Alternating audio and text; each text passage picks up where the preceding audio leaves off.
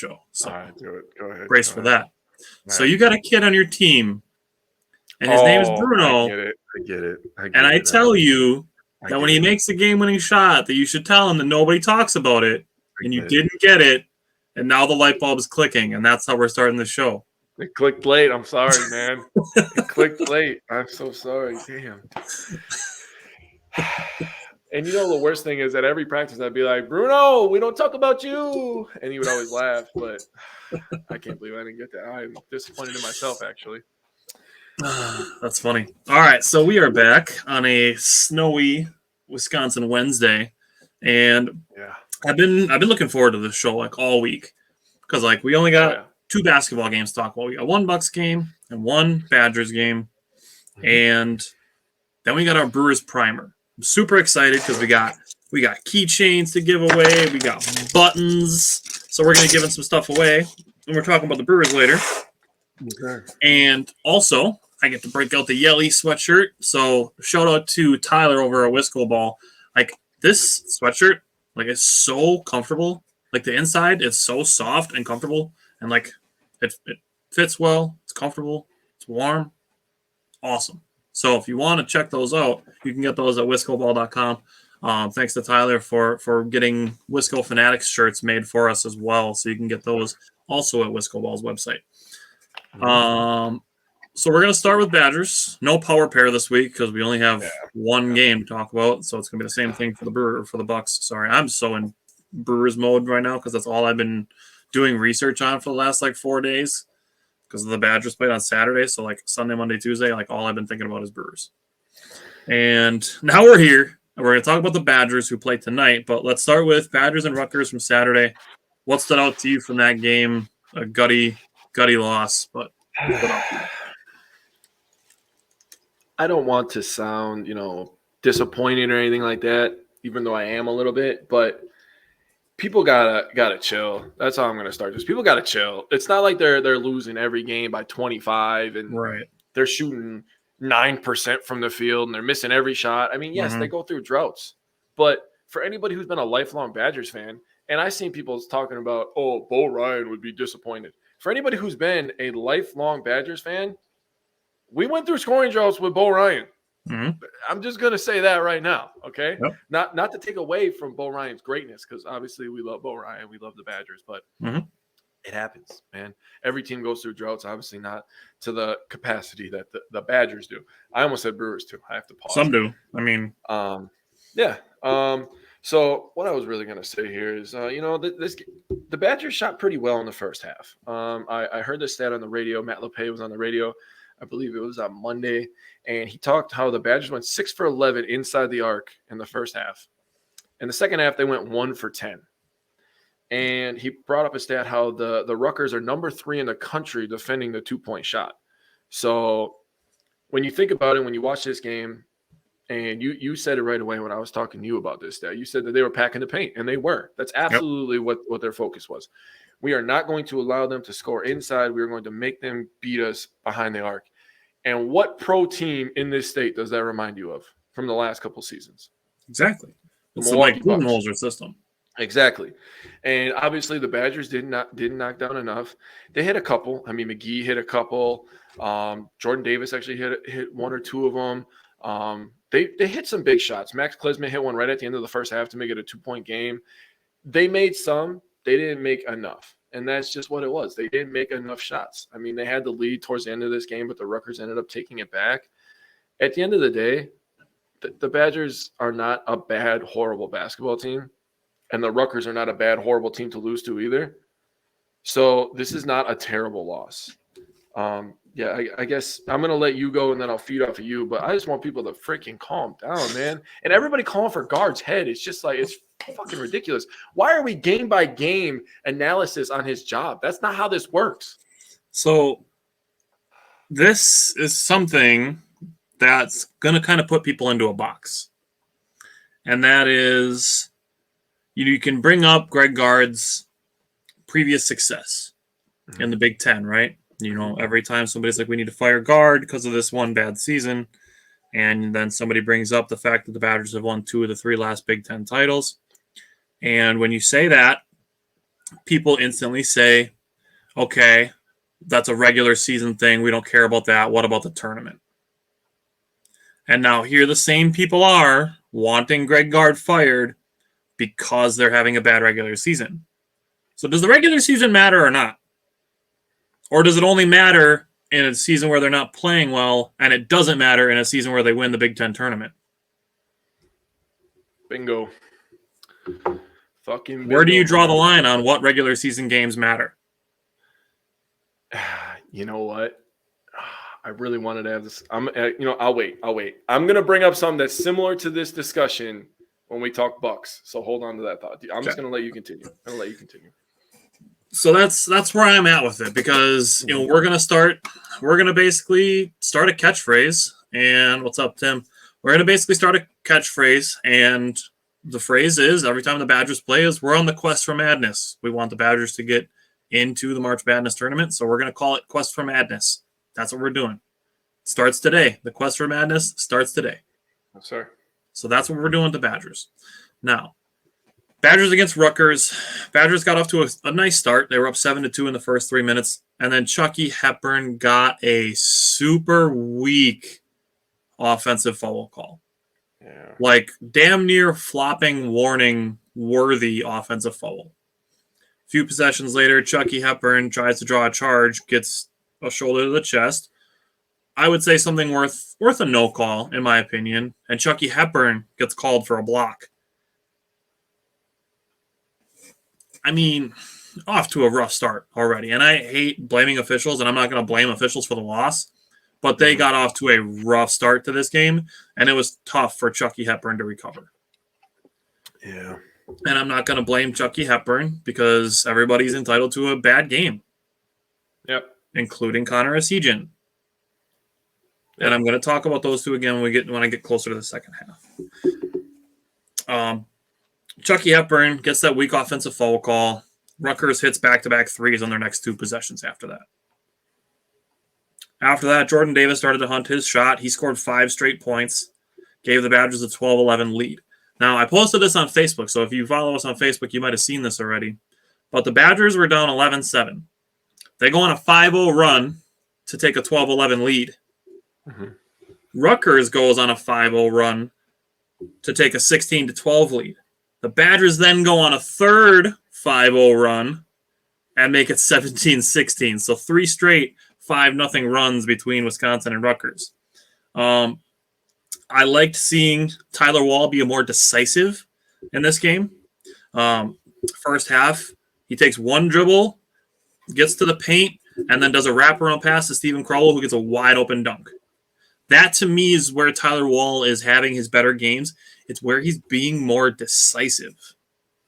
Yeah. That's really what I'm looking for from Tyler Wall. When he's back to the basket, and the same could be said for Stephen Crowell.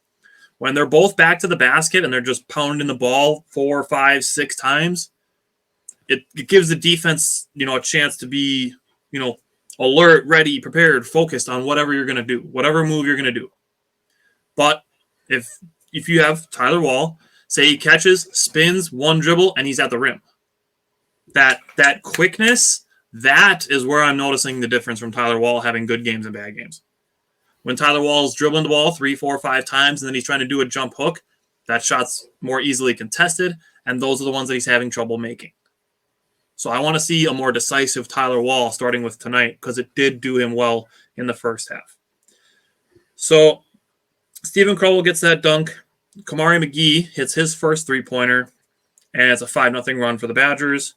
Connor Esigian had a great pass to Stephen Crowell for the layup. I don't generally like seeing post entries from the top, but it did work for Connor Esigian to Stephen Crowell. It was a nice pass after the pick and roll.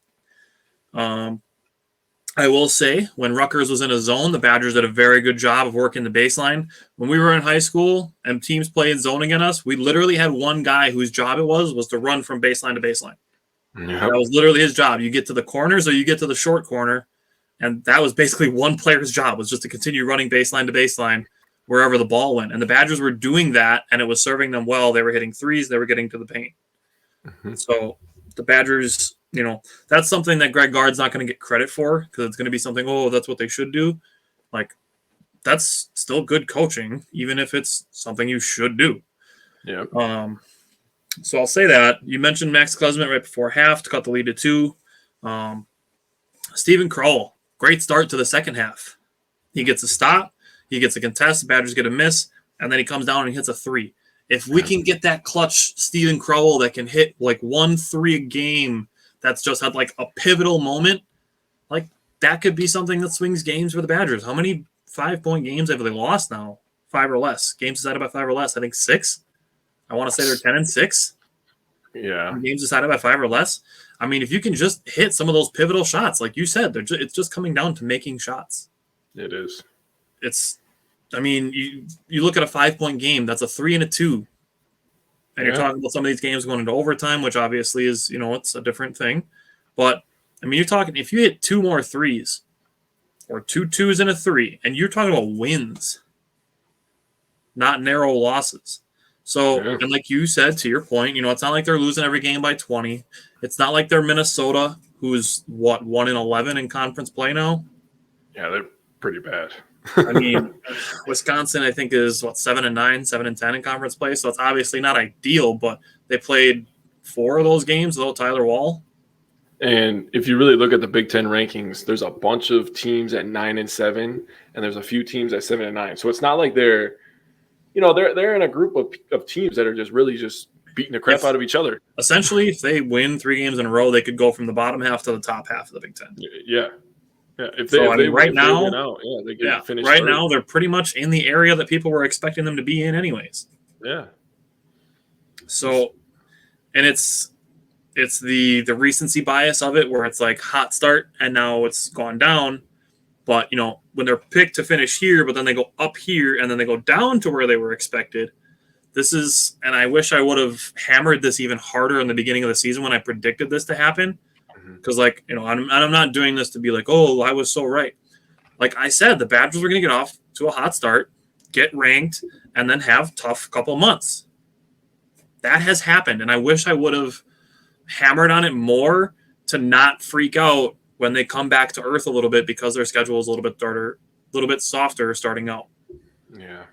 So, like I said, I did predict that, but I wish I would have hammered harder to not freak out when they come back to earth. And it is what it is. We're here now.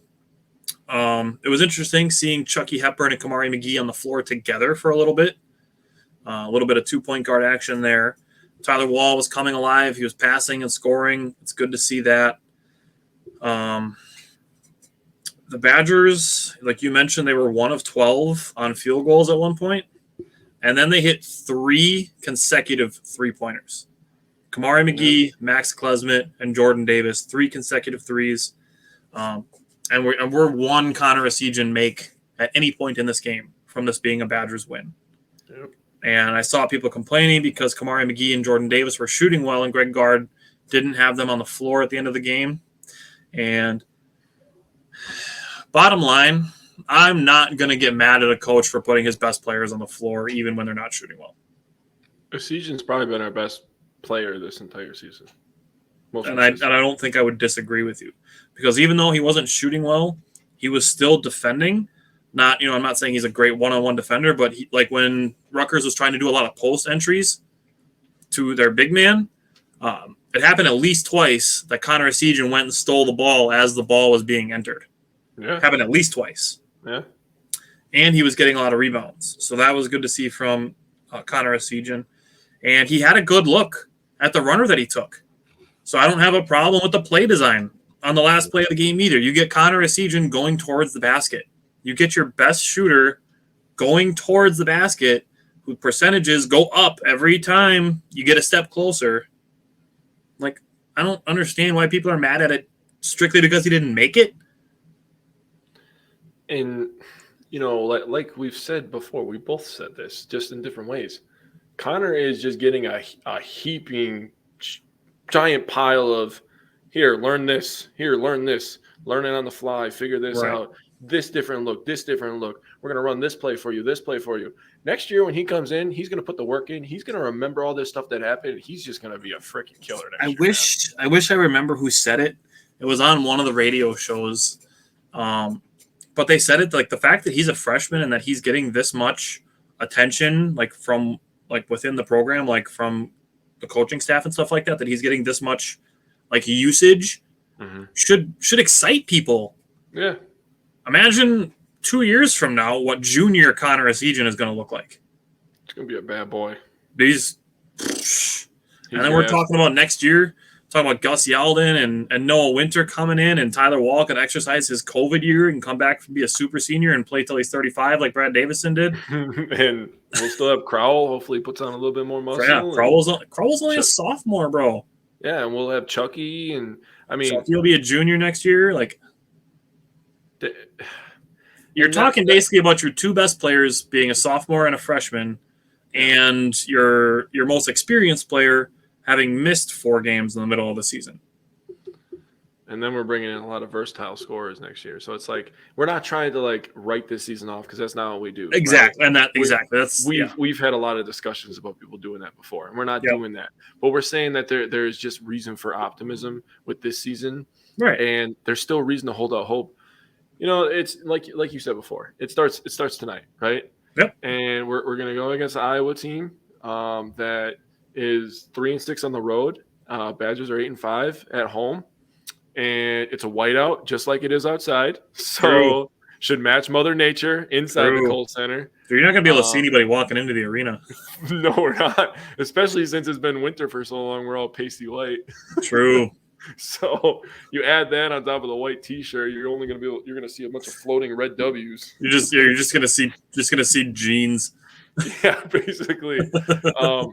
But you know, it starts tonight, and against the Iowa team that plays, you know, not super well on the road. Who knows what could happen? They could go on a run.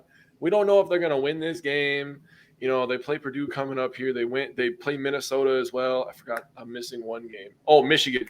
So they play Iowa, Michigan, Purdue, and Minnesota to wrap the season up. Yeah. So I don't know.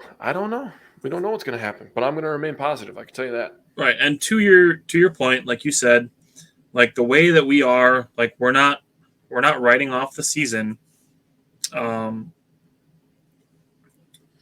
it's for people that want to complain, like you'll have the entire offseason to complain if that's what you want to do.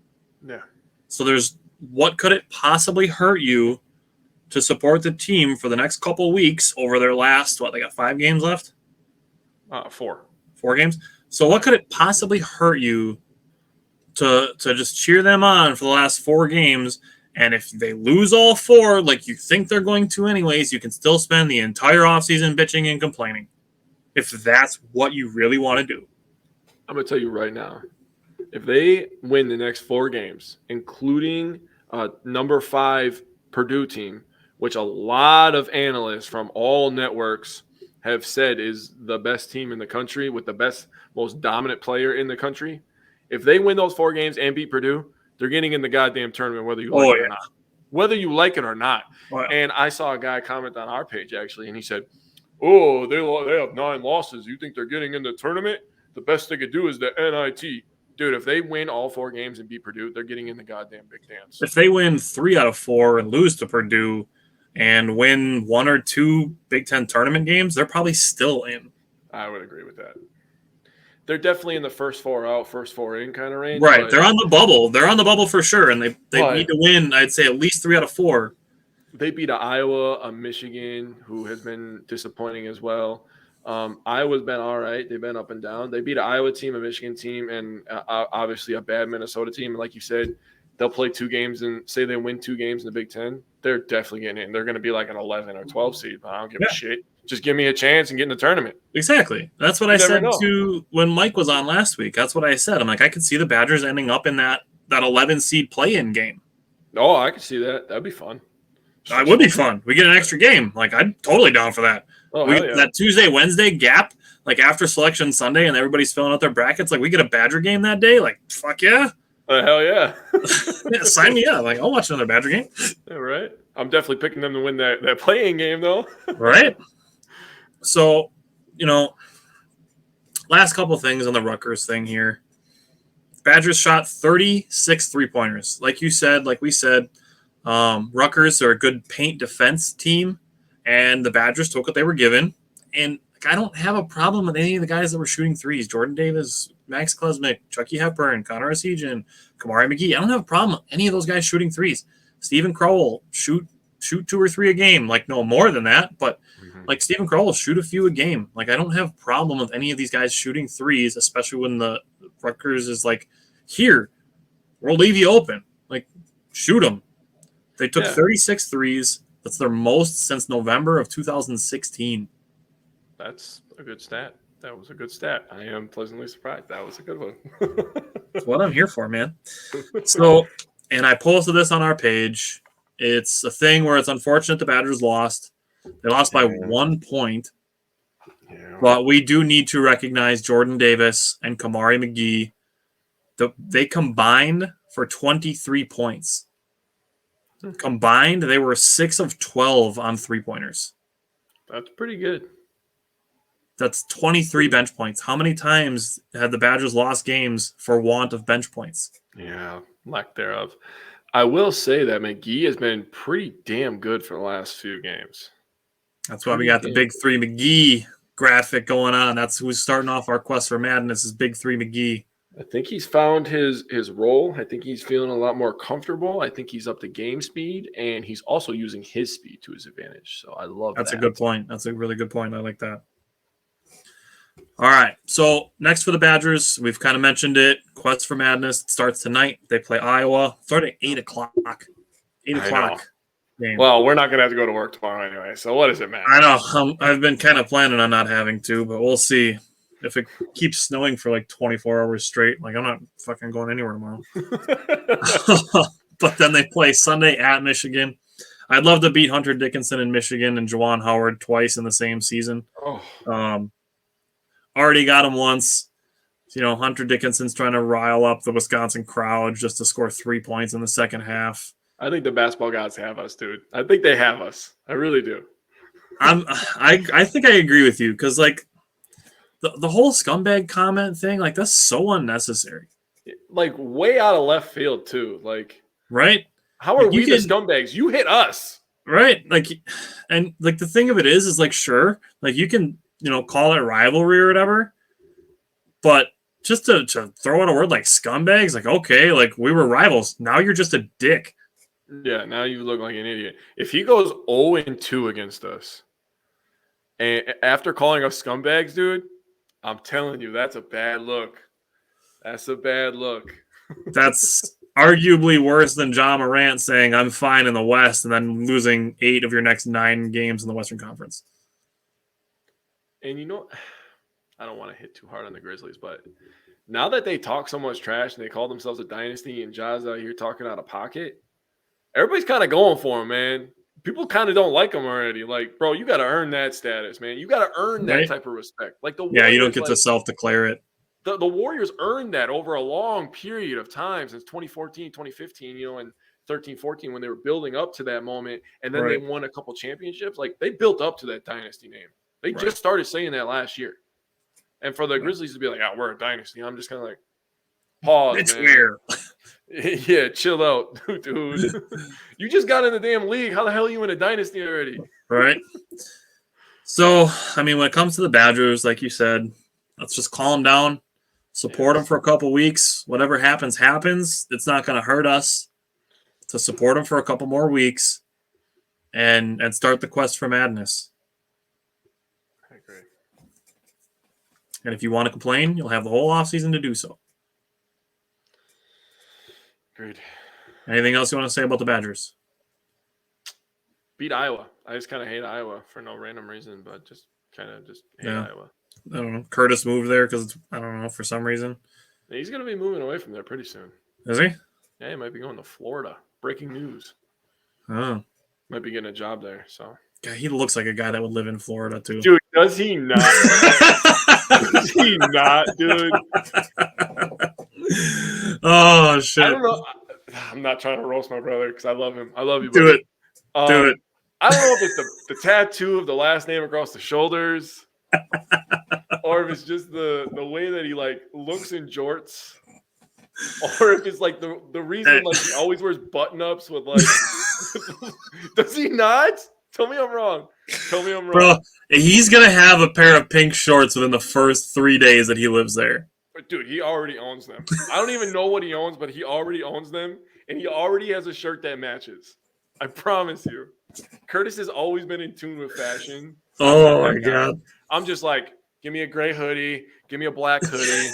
I'm gonna throw some goddamn slacks on and some shoes. They probably don't match the slacks. I don't care, but it's happening. Curtis needs to copy Brett, and he needs to get the established 1993 tattoo as well. Oh no. Those two are just they can be away from each other for 10 years and they'll just find each other somehow and they'll still be best friends. Their souls are best friends. That's all I know about that. Oh man.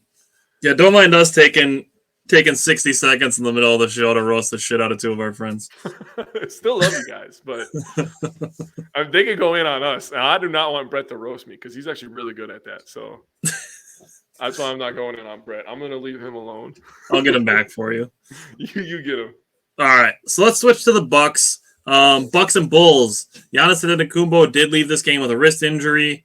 We'll talk about that in a little bit when we talk about what's next for the Bucks. But he was in the game long enough to become number one in franchise history in assists. Giannis passed Paul Pressey. He is now officially number one in points, assists, and blocks in Milwaukee Bucks history. So in my mind, he already was, but Giannis is the best Buck of all time. I think we're past that being the discussion point. But what stood out to you in this game between the Bucks and the Bulls? Well, just want to point out they scored 112 for win number 12 in a row. I thought that was kind of weird, but I like Interesting. it. Brook Lopez was freaking dominating. And, you know, we pointed it out a few weeks ago on the show, but it's getting ridiculous that this man is going into his bag and just dribbling, taking people off the dribble, man. I'm just like, Brook, you got to chill, dog. Like, you hella underrated now. He is really, really underrated now. I saw somebody drop 30 and block 4 shots in the same game. Bro, like that's what I was saying. I said this to somebody on Twitter. I'm like, Brook Lopez is literally 7 feet tall, 282 pounds. Yep. Have you seen the contested shot numbers lately? No, I have not. All right, so he's played 57 games, right? Yes. Ivica Zubac has played 59 games. Oh, no. Brook Lopez has contested 292 more shots than Ivica Zubac. That is nuts. Brook Lopez has contested almost 1,000 shots in 57 games. Holy shit. He has almost a 300 contested shot lead on second place, Ivica Zubac. And, you know, they were talking during the All-Star game about Jaren Jackson Jr., and I think it was Reggie Miller, and that guy hates the Bucks for some reason. At least it feels that way. Because he played in the Central Division his whole career. Yeah, I get it, but he was talking about Jaren Jackson Jr., and they were talking about him being up for Defensive Player of the Year, and he's like, oh, I think he's going to win it. I'm thinking like, bro, did you not see the reports that the Grizzlies, like, statistician at home is, like, freaking upping his numbers? I saw somebody debunk that, but even still, like Jaren Jackson Jr. missed a bunch of time. Brook Lopez has missed one game for the entire season. Yep, he's missed one game. He's been rock solid. That contested shot thing is a big deal for me. That is nuts. And he's still, what is he, still second or is he third now? He's either second or third in blocks per game. Yeah. So you add that in. Not by a lot either. Like I said, he's a guy that can drop 30. He's in his 30s, and his game is still growing, which is crazy. He used to be just a back-to-the-basket guy, and they talk about this all the time. So I'm not going to, get redundant on you. But then he stretched his game out to the three-point line, and now he's going from back to the basket to the three-point line from the three-point line to the basket. Like, he's literally evolving. Vucevic had no answer for him. Like, Vucevic was going early. Like, I think he started the game, 5-0. And then Brook just was like, nah. Dude, Brook was talking shit, too. He was talking shit, and I was laughing my ass off. And I'm going to bring it to my favorite part of the game. First of all, Javon Carter. Holy shit, man. When this guy gets hot, this guy gets hot. 22, 6, and 6 from your backup point guard, right? And in a game that Drew played. in a game that Drew played. Very good point. And I love that he had a couple crazy fadeaway jumpers late in the fourth or in the third and the fourth quarter, and they had to waste a timeout to cool off our backup point guard, dude. I was like, there's no goddamn way they called a timeout to cool off our backup point guard. Like, we are just shitting on them straight up.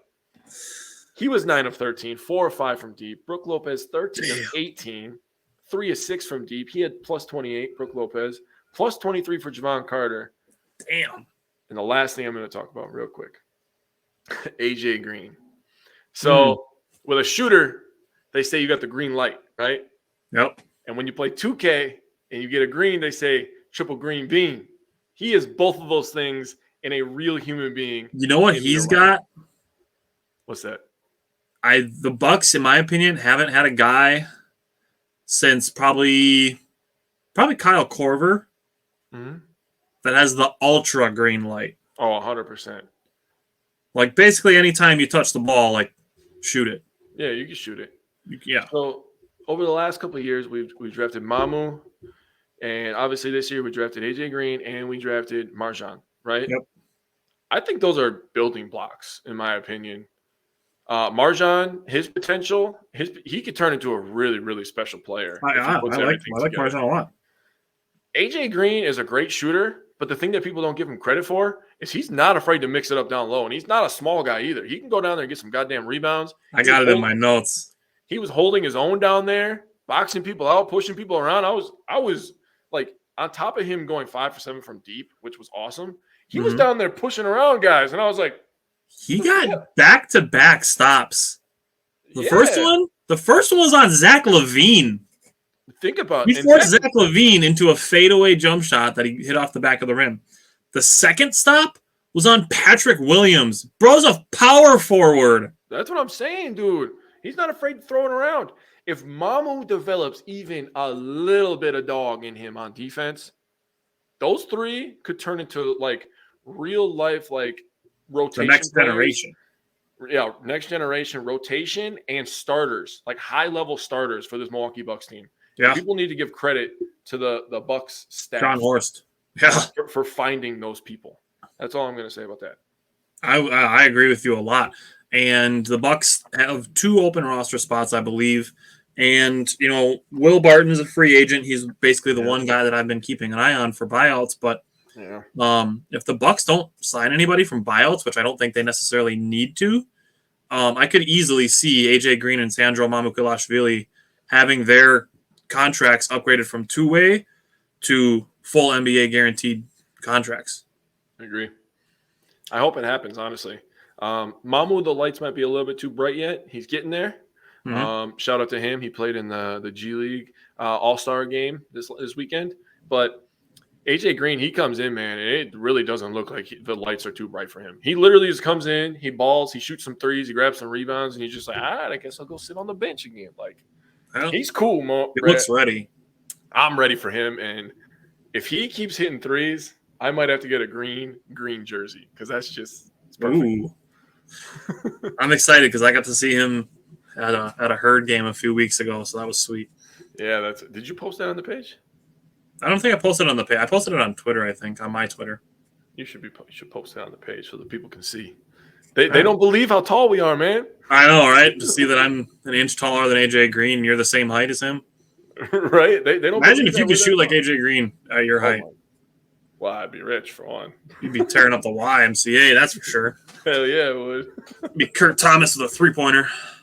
I got to get those shorts back, man. All right, so for me, we kind of mentioned the start with Brook Lopez. We didn't mention that Pat Connaughton and Chris Middleton didn't play. I did mention that Giannis left early. You mentioned Javon Carter shooting well. He started the game 2 for 2 behind the 3-point line. MarJon Beauchamp, with the guys injured, got some early playing time. He made, and I want to give MarJon credit for this because this is part of what cost him some playing time when Chris Middleton got healthy, was needing to improve at his defensive positioning.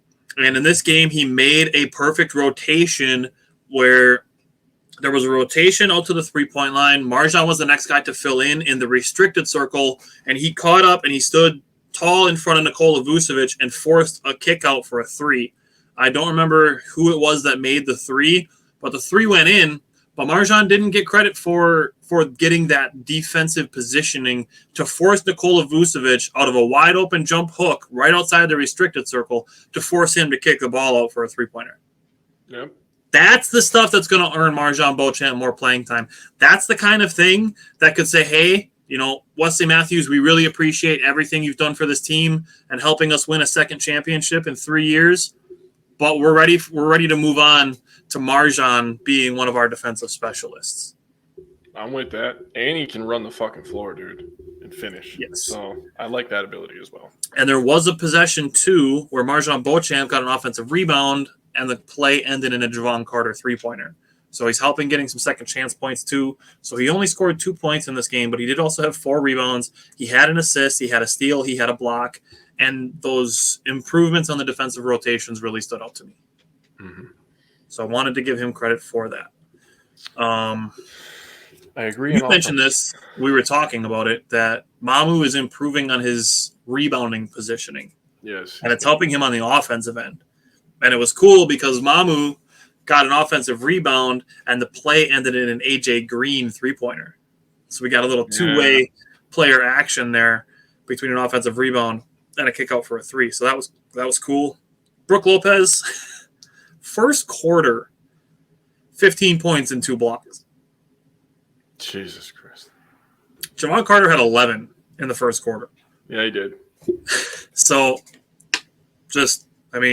Chicago had no answer for those two. Yeah, Javon had 11 in the first and 11 in the fourth. Yeah. Second half, we got a little bit of Brook Lopez and Mamu on the floor at the same time. Yep. That to me was interesting. They're looking to maybe work Mamu in at power forward a little bit is something interesting too. Could you imagine a lineup of, say, Drew, Chris, Giannis, Mamu, and Brook Lopez?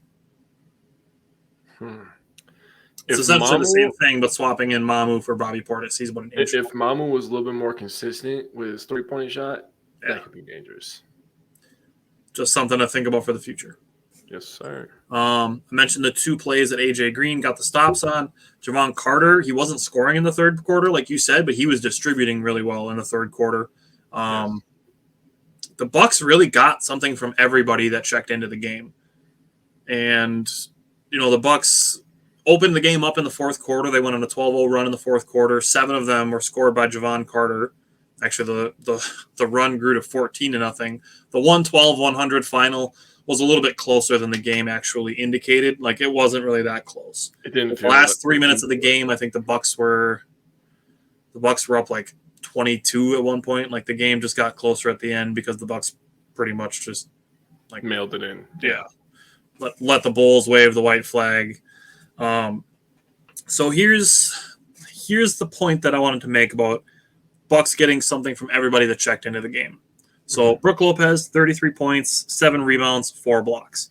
Javon Carter, the 22, 6 rebounds, 6 assists. And like I said, Drew Holiday played this game. So it's not like Javon Carter started this game at point guard and then dropped 22, 6, and 6. He dropped 22, 6, and 6 in a game that Drew Holiday was playing in. Right. Drew Holiday himself, 15 points, 6 rebounds, 9 assists. Grayson Allen had 10 points. AJ Green had 15 points. He was 5 of 7 on threes. Wesley Matthews had 5 points and 3 rebounds. Joe Ingles had 5 points and 7 rebounds. Mamu had 2 points, 5 rebounds, a steal, and 2 blocks. And MarJon Beauchamp had 2 points, 4 rebounds, 1 assist, 1 steal, 1 block. Everybody that played in this game gave something. Yeah. I miss watching the Bucks, dude. It's been so long. I know. We still got to wait 2 more days. I know. I can't wait. So, looking ahead, the Bucks have Friday against Miami, Sunday against Phoenix, which I will be there. Lily gets to do the starting lineup, so she's excited for that because we get to go ahead of time and watch warm-ups and stuff. So definitely going to be posting some pictures while I'm at that. Very nice. And then Tuesday they play at Brooklyn.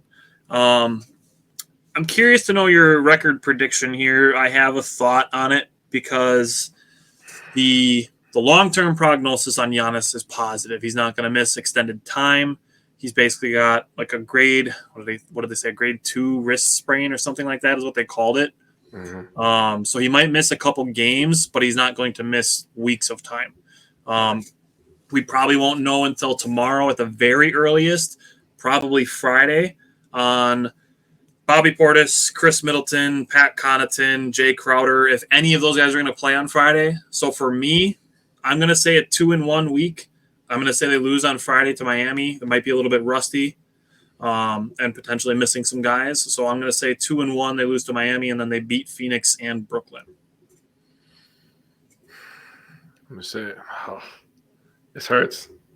I almost want to say 1-2. I'm not going to lie to you. I'm gonna say 2-1. I could see them beating Phoenix. Phoenix has like literally zero depth. They gave all their depth into the Kevin Durant pop. Right, and he's not even guaranteed to be playing on Sunday. Right. I could see us beating Phoenix, and I could see us beating Brooklyn. So I'll say 2-1. I think they probably lose to Miami as well, unless Javon Carter and Brook Lopez just stay hot and we're hitting a bunch of three-pointers, hit like 22 or 23 three-pointers or something like that, and shoot an efficient percent and rebound the ball well. There's ways they can win all three, but I'll say 2-1. Right, and I agree with that too. And like I said, we're going to be waiting until probably Friday before we get news on who's healthy, who's going to play, who's not, whether or not Jay Crowder is going to be up to speed. So we'll probably have to wait until tomorrow to get that information. Jay wants to play against the Suns. You know that. Oh yeah. He wants to go in there in Milwaukee, and he wants to shut down Devin Booker and shut down that whole coaching staff and be like, "This is why y'all should have paid me." He should. I mean, the starter.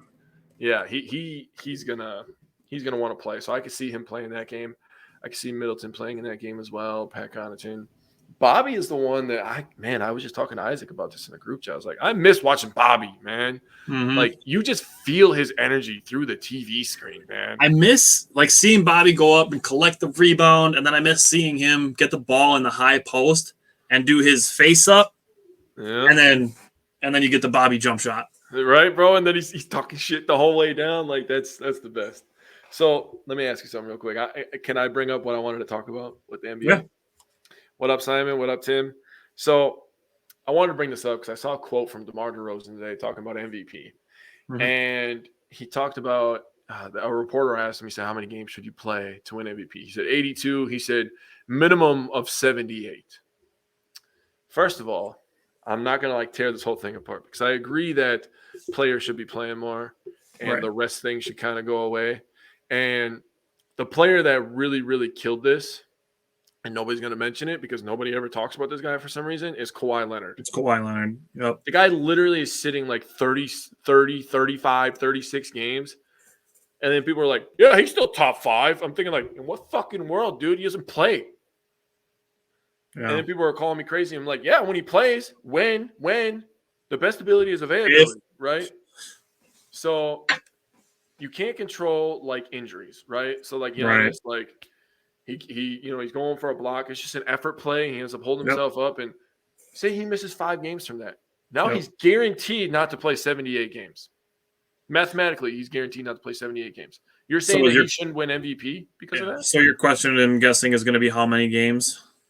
No, I'm going to get there. Okay. I'm going to talk about load management.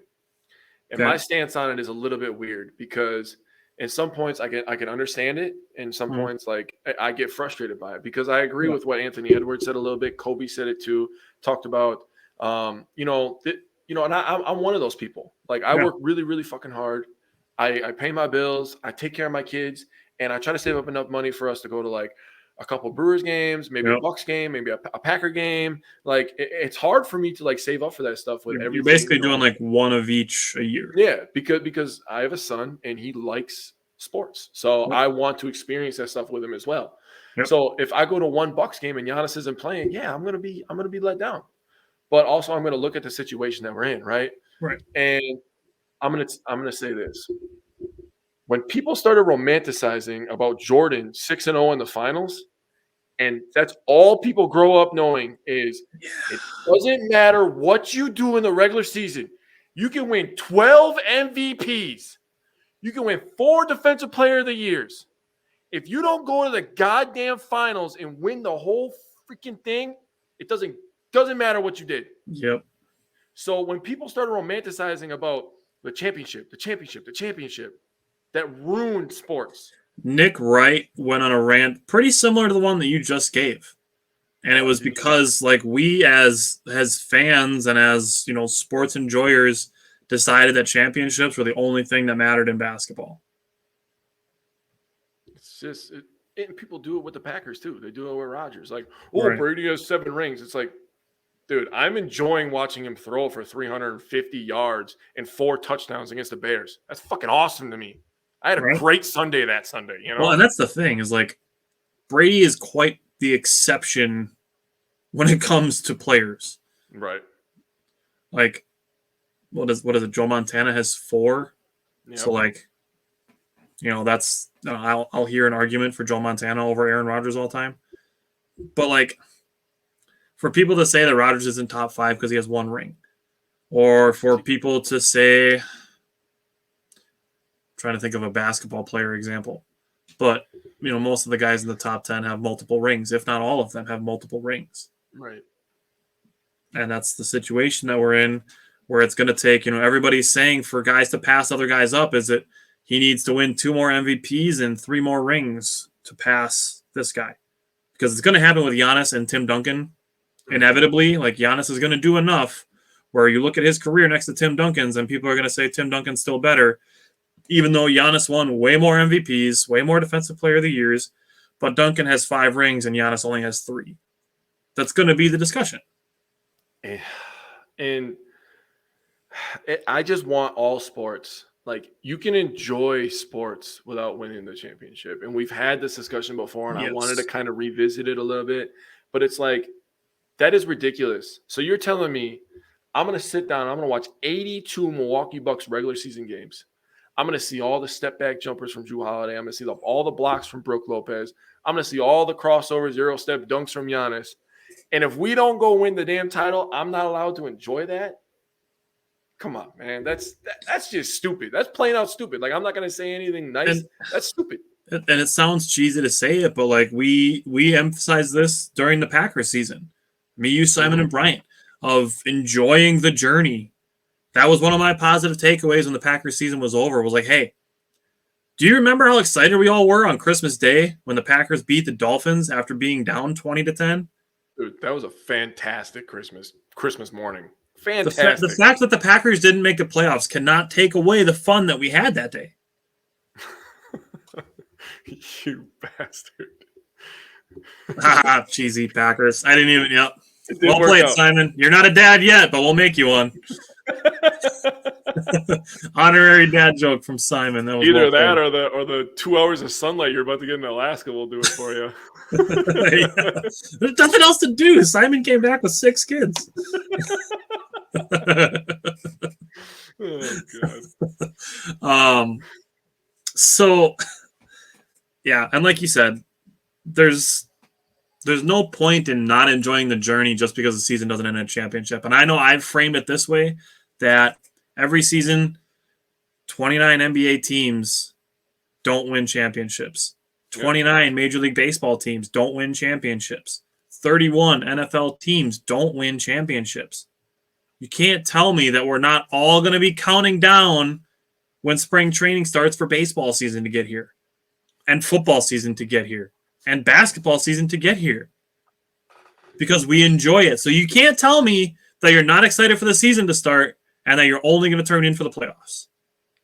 So part of the reason that I wanted to say this, I saw a Bears fan. Yeah, that you already know, low IQ. So he was talking about the Packers. He was like, "Oh, the Packers suck, blah, blah, blah." And somebody was like, "Well, we beat you twice, so you can't really say we suck." And then he was like, "Well, you didn't make the playoffs." And then I was just like, hold on, pause real quick. You gave us shit for making the playoffs, not winning the title. Now you're giving us shit for not making the playoffs. It's like, what argument are you going to choose? So I commented on there and I said, well, we got just as many rings as the Eagles this year, and they made it all the way to the Super Bowl. So if your argument is success in winning rings, well, guess what? We were just as successful as the goddamn Philadelphia Eagles. So take that and shove it up your stupid ass argument. Yeah, and that's the thing. Like, it doesn't always have to be, like, we enjoy giving Bears fans shit because it's the rivalry. But at the end of the day, it's not even that we want to say like Bears fans shouldn't enjoy football because their team always sucks. But what I would suggest is like asking a Bears fan, did you have any fun during this NFL season? I bet you did. Wow. Just because you didn't win a championship doesn't mean you can't have fun watching sports. Since 90% of their time was devoted to defending Justin Fields and his inability to read a defense or throw a football properly. And it's so funny to me. They find like the 3 throws that he made. And like he made some throws, right? They find like the 3 throws he made in that game. And I'm like, dude, he literally threw the ball like 32 times. And you're showing me 3 fucking attempts. Are you serious right now? Dude, just stop, dude. Yeah. We gotta, I guess what it boils down to is normalize having fun during the regular season. Yeah, we're getting off track here because the Bears suck. But yeah, anyways, the Bears suck. And we're going to talk about the Brewers. And the Brewers are good. So I'm excited about that. Yeah. So last thing on the Bucks real quick is they did sign Myers Leonard to a 10-day contract. Oh, yes. So a lot of people freaking out because the only thing they remember is the bad thing that he said and basically didn't catch up on anything that he's done in the last 2 years. Shocker. Yeah, which like you can go to his Twitter account and he's basically become an ally of the people that he slurred against. So I always want people, this is the point where I want to make the correlation between, us, the working folk, and the superstars that we watch on television. Yeah. When you make a mistake, you have to learn from it, right? And the consequences that you deal with are not as harsh as an NBA player, NFL, whatever. Right. So if you're allowed to make a mistake, they're human. We're all humans. Right. This guy just grew to be 7 feet tall and be able to dunk a basketball and dribble and all that other shit, right? So if you can make a mistake, they can make mistakes. People deserve a second chance. That's honestly how I feel about it. I give everybody a second chance. I've been done dirty plenty of times in my life, but let's just give him a second chance, see if he fits in. The Milwaukee Bucks have a great culture, so he might just come right in, fit right in, grab a lot of rebounds, be dancing on the sidelines, and we'll be good to go. And if it doesn't work out, 10 days, he's gone. And he signs with the Lakers or Isaac's other favorite team, the Clippers. Dude, everybody's giving shit for that now. And I saw one person say it on our page, and I agree with it, that we forgave Josh Hader for doing something similar. Yeah, 100%. So, I mean, it's really like the work that he's done is out there. So you can go and find that Myers Leonard has gone and worked in Jewish communities and things and done programs with Jewish people and has become an ally of their people. So I'm really not going to hold any ill will towards Myers Leonard or for John Horst for signing him. All right. I agree. Okay. All right. Hi, Bill. What's up, Bill? Bill caught on. So we got Bill and Tim said the Bears say their enjoyment to seeing the Packers struggle. That is true. And that's, to me, that's something that they've learned from Vikings fans. And it's Vikings fans that have instilled that, okay, now you made the playoffs and we didn't, so we're going to cheer for you to lose in the playoffs. Like, that's, to me, that's Viking behavior. I agree. So you ready to switch gears here? I was just going to ask, are you ready to talk baseball? I'm ready, man. So welcome to the Milwaukee Brewers 2023 season primer. I have to say, I said this to Tyler earlier, there is nothing more Wisconsin than talking about Brewers baseball in warmer weather on a day that we have a freaking like blizzard-like symptoms, like weather outside. It's like, what are we doing right now? What we're doing is we're cheering for that sunshine because we're projected to get, I think it's like what, 9 to 11 or 9 to 12 or something like that, about 10 inches of snow. So too much. Yeah, a lot of snow, a nauseating amount of snow. You honestly have to go outside every like 2 hours and shovel to stay ahead of it. I've shoveled 4 times today. My back hurts. Yeah, you're not going to want to shovel, all of that at one time because that's just stupid. So you got to work smarter, not harder. I don't know if you saw my post on my personal page. You're talking about back pain, so it reminded me of it. It said my seat warmers. I'm at the age now where my seat warmers are to help with my back pain and not to warm my tush. And I 100% stand by that because I'm 30 years old. And my back, I went from 29 to 30, and it's like all of a sudden my body was like, here's knee pain, here's some back pain. You're going to wake up with neck pain because you slept like an idiot last night. And I'm just like, what is going on right now? You know what's fun is growing up part Great Dane and having all that stuff since I was like 16. That's fair. I had the knee pain in my left leg because I broke that leg, but I never had the back pain like this. I never woke up with a kink in my neck. I literally woke up like a month ago, and I was just like, what is happening right now? I can't turn my neck. But, snowblowers are cheaper than doctor bills. That's a good point. I don't go to the doctor. I just tough it out like a dumb idiot, and then I probably heard something else. So with that being said, we have a lot on board for you guys. We're going to talk about departures, additions. Yes. We're going to pick best pitcher. We're going to pick an underrated performer. We're going to pick best position player. We're also going to give you guys a starting lineup and batting order. And we're going to make some bold predictions along with a record prediction. So a lot of stuff happening.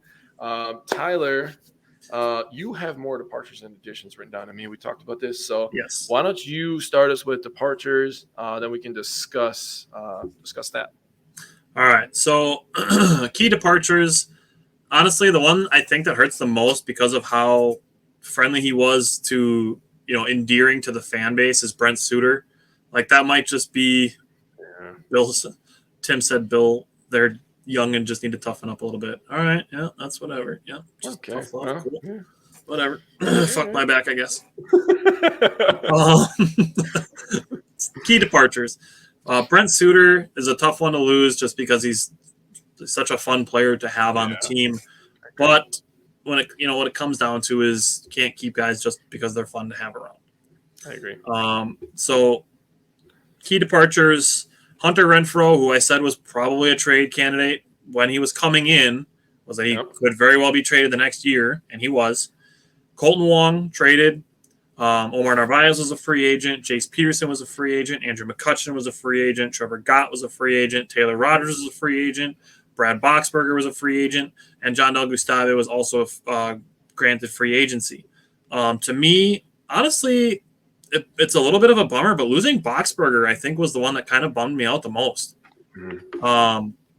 Isaac said the Angels will enjoy Hunter Renfroe. Yeah, I mean, it's another guy that can give you guys 25 home runs on your way to an 82-82 season and missing the playoffs again and wasting Mike Trout and Shohei Ohtani's careers. So you got that going. Jesus. Isaac, we like you, I promise. Jesus Christ. Yeah, you could have traded us Mike Trout for Hunter Renfroe. That would have been cool. Would have loved Mike Trout. Right? Anyways, now that I'm done roasting Isaac and his love of the Angels and Los Angeles Clippers. Brewers won't make it that far. Brewers will win more games than the Angels this year. I would bet money on that. I think they'll both be similar, but I think the Brewers win a little bit more. All right. So departures, what stands out to you in the departures? Well, Omar, I'm okay with. I did become a fan of Jace Peterson. I think he was a really good utility player, kind of played everywhere. Yeah. I have good memories of Boxberger, bad memories of Boxberger, but it happens. He was one of our most reliable pitchers over the last 3 seasons. He was. And I'll never forget the nuts he had on July 4th against the Cubs, man. Wow. Colton Wong, loved his swag, loved his defense for the most part. His bat was not as consistent as we thought it was going to be.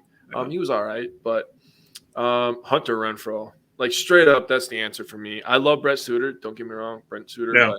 But I more loved him, like you said, because of his off the field stuff. He was just hilarious, and that stuff does matter. I'm not trying to just overlook that. Right.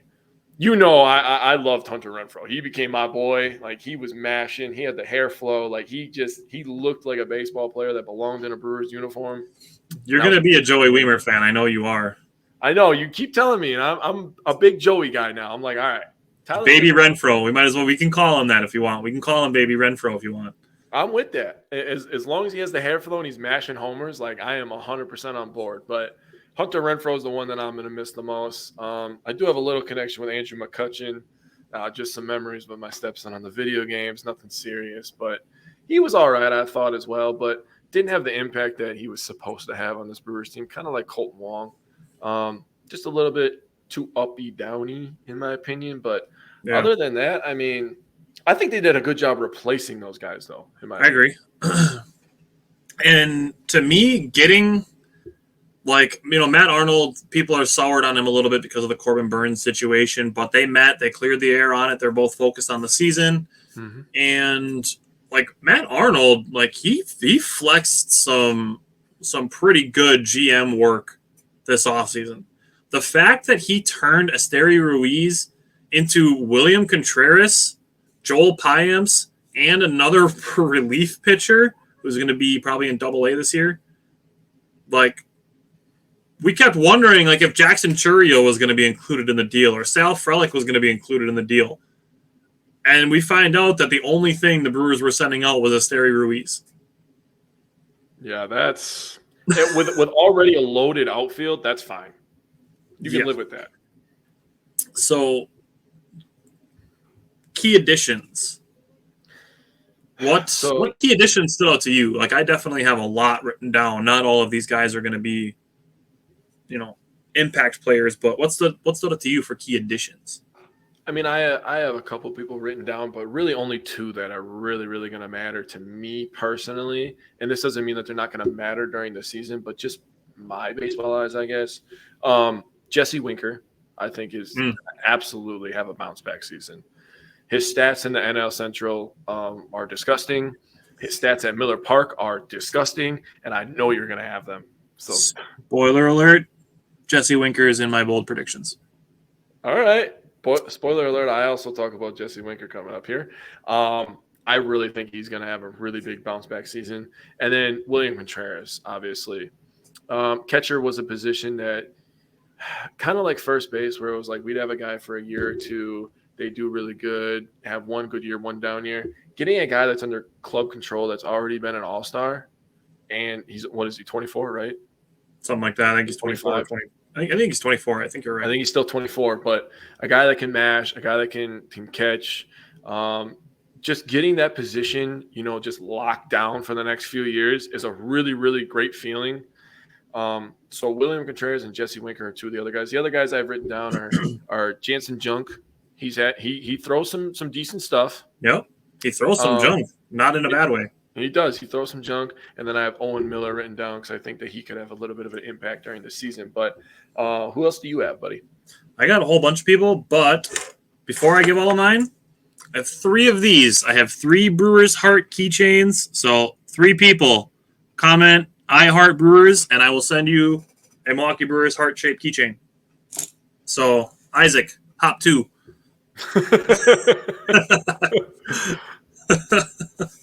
All right. Additions, I also have William Contreras listed on here. Jansen Junk is on here as well. Joel Payamps, Elvis Peguero. These are all guys I think could make appearances out of the bullpen. I don't think they're going to be huge impact players, but their names still bear mentioning. Blake Perkins is another one. He was signed on a 1-year deal basically to add some.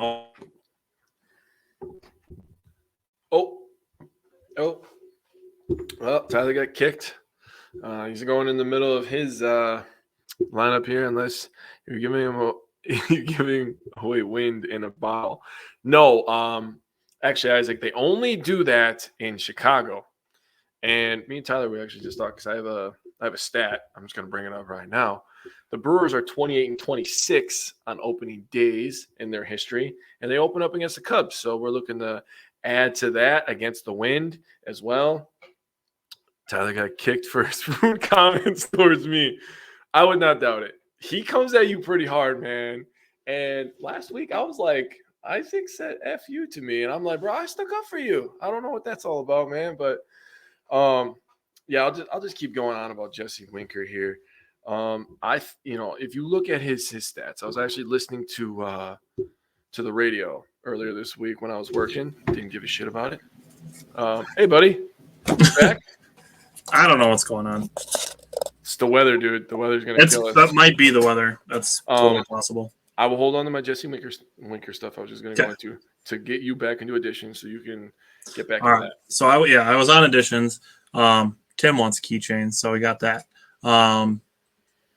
Wasn't being rude, Isaac. Nothing I said was rude. Truth. True. Anyways. So, guys that I think could be in the bullpen. You did mention Jesse Winker, who is going to be part of my bold predictions, so stick around for that.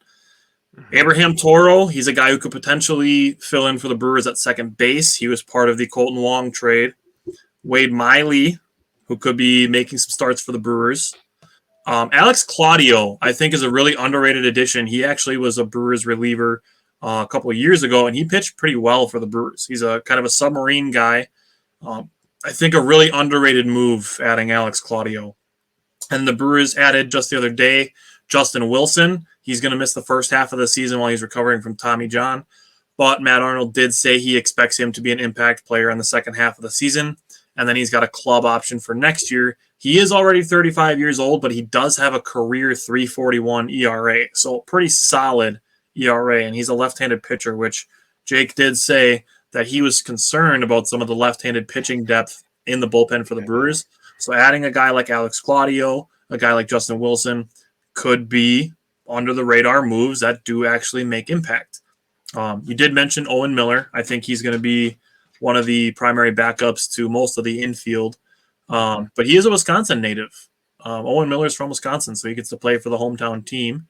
Mm-hmm. And then the last one I have is Bryce Wilson. The Brewers acquired him from the Pittsburgh Pirates for cash, and they told him when he came to camp to prepare as if he's going to be a starting pitcher. Oh, shit. So they told Bryce Wilson to come in prepared to be a starter. So we are dealing with, unfortunately, Aaron Ashby and Jason Alexander are going to miss parts of the beginning of the season. Jason Alexander was transferred to the 60-day disabled list or injured list, sorry. And Aaron Ashby is going to be out likely until mid-May. They're working on Aaron Ashby. So Bryce Wilson could be making starts. Wade Miley could very well be making some starts. Bill said Miley seems to be excited to be back. I mean, he was fun to have when he was here. I would say the same for Gio Gonzalez. Like, I remember them fondly being here. Mm-hmm. So I enjoyed having them. I'm excited to have him back to see if he can make an impact. So that, and as far as injuries go, Tyrone Taylor is going to miss 2 weeks, so it's not going to affect the opening day roster or anything like that. So as we get into starting lineups, basically the only ones that are going to be out of starting lineups is Aaron Ashby and Jason Alexander, which we're really predicting like the opening day lineup. We're not predicting as far as like the whole starting rotation, because there's probably 9 guys that are going to make start for the Brewers. Yeah. But let's go to the starting lineup. Let's go position by position. So do you want me to go first, or do you want to go first? You go first. Go first. I want to see how. So I'm just gonna go in order of the field. Okay. The rotation, it's obviously gonna start with Corbin Burns. Corbin Burns is gonna be the opening day starter. But then I'm gonna go catcher, first base, second base, all the way around. That's how I'm gonna do it. And I'm gonna do DH last. Brewers starting catcher, it's gonna be William Contreras. Not a shock there. Not a shock with Rowdy Tellez at first base. Second base, I'm gonna say Luis Urias starts opening day at second base. Okay. Third base, I'm gonna say Brian Anderson starts the season at third base. That's a guy we didn't mention in the additions, but I think he's going to start opening day at third base for the Brewers. He's got more experience than some of the other guys on the roster. I think he's a little bit better of a player than Mike Brasso to be starting him at third base, to be starting your utility man on a opening day. So I'm going to go with Brian Anderson. That was one that I kind of had as a little bit of a out of left field potential starter. Shortstop, Willie Adames. Left field, Christian Yelich. Center field, Garrett Mitchell. Right field, I think it's going to be Tyrone Taylor. I have a bold prediction when it comes to right field later on in the season. The Brewers did also extend minor league deals to Luke Voigt and Tyler Naquin, two potential underrated signings, one first base at Luke Voigt and Tyler Naquin, an outfielder. So some potentially a little more grizzled guys, but guys that have succeeded and hit some long balls in the majors. So some potential depth there. But right field, I think it's going to be Tyrone Taylor to start opening day. And then DH, I'm going to say Jesse Winker is going to be the Brewers opening day DH. So do you want to do the batting order after I say mine? After you do your positions, because I want to go 1-1, 2-2, 3-3 through the batting order, because I think that's going to be interesting to see what we got. Okay. So I'll start. I also have William Contreras as catcher. Not shocking. I also think that Corbin Burns will be the starter. Real quick on your Brian Anderson thing, because we don't have Brian Anderson calling a lot of games for us anymore because he's so busy at TNT now, which is awesome. I love that he's moving up in the world, but he was ours first. So I just want people to know that. If we get a Brian Anderson homer on a Brian Anderson call, that is going to be an amazing call. It's going to be Brian Anderson Day. It's going to be Brian Anderson Day. As long as it doesn't happen on May 22nd, because that's Willie Adames Day. Very true. So catcher, I have William Contreras. First base, Rowdy. Second base, I have Bryce Turang. He's going to be a starter, huh? I think it's possible. I think it's possible. I have Luis Rios over at third base. So he can be next to his best buddy at shortstop, Willie Adames, right? Left field, I have the same outfield as you. I have Christian Yelich in left. I have Garrett Mitchell in center, and then I think that Tyrone Taylor will also start in right field. Although I do feel like Sal Frelick is getting very, very close. I feel like Joey Weimer is not as close, but he's right there as well. But I do like that you brought up the additions because I do think that Voigt is somebody that could definitely mash some baseballs. So if he can get back to where he was, that would be awesome. DH, I have Jesse Winker. Yeah, I don't think there's really any shock on Jesse Winker being DH. I think no. I'm going to save it. I got a bold prediction with Jesse Winker. I'm going to save it. Okay. We're going to get there. Yes, sir. All right. We have a little bit of knowledge of each other's batting orders, and I know they're going to be different because we know a little bit of each other's top threes here. I'm writing yours down, so I'm ready. Number one, leading off, I have Christian Yelich. If it ain't broke, don't fix it. Christian Yelich grew to be a very, very, very good leadoff hitter for the Brewers last year. Now, I know you have your reasons for why. Never mind. I'm not going to steal your thunder. Yep, that's fine. For me, reasons being Christian Yelich's plate discipline improved, and he started getting on base a shit ton when they moved him into the leadoff position. So like I said, if it ain't broke, don't fix it. I'm going to leave Christian Yelich as the leadoff hitter. Okay. Well, I have the kid that got a little bit of experience towards the end of the season, and I love that he was in a lot of high-pressure situations. So him coming into this season will be a little bit more relaxed, which will be good for him. I have Garrett Mitchell as my leadoff. I like it. Who do you have in your two-hole, buddy? Number two, I have Willie Adames. I think that's pretty much his locked and loaded position. Willie Adames, I think, is locked into the number two spot. Bill said he loves Yelly's speed at leadoff. Bill, you've been watching our show super consistently over the last, I'd say, probably like damn near 6 months, it feels like. So, Bill, I'm going to send you some Brewers buttons to get you ready for opening day and to thank you for watching our show. He also said I heart Brewers. So I have him written down as one of the I Heart Brewers as well. So I have Bill and Tim written down. So Tim's been like our OG follower. He followed us back when we were broadcasting from the site who we do not name. The old clickbaits. But thank you, Bill. I also have Willie Adames in my two-hole as well. Like you said, it just feels right having Willie bat second. That seems to be where he thrives. Yep. Number three, I have William Contreras. Oh. I like him at that 3 spot. You get a couple guys ahead of him on base for him. We know he's got the power. So I think William Contreras at 3, with the threat of some of the bigger bats behind him, gives him that Ryan Braun feel at the 3-hole. Just because you don't want to pitch to the guy behind him, so you got to throw this guy some strikes. Yeah, so that's why I like William Contreras. I almost said William Adames because I said Willie Adames. So we're gonna have Willie and then William batting back to back. But I have Willie Adames in the 3-hole. Who do you have? I have Christian Yelich back in the 3-hole. Okay.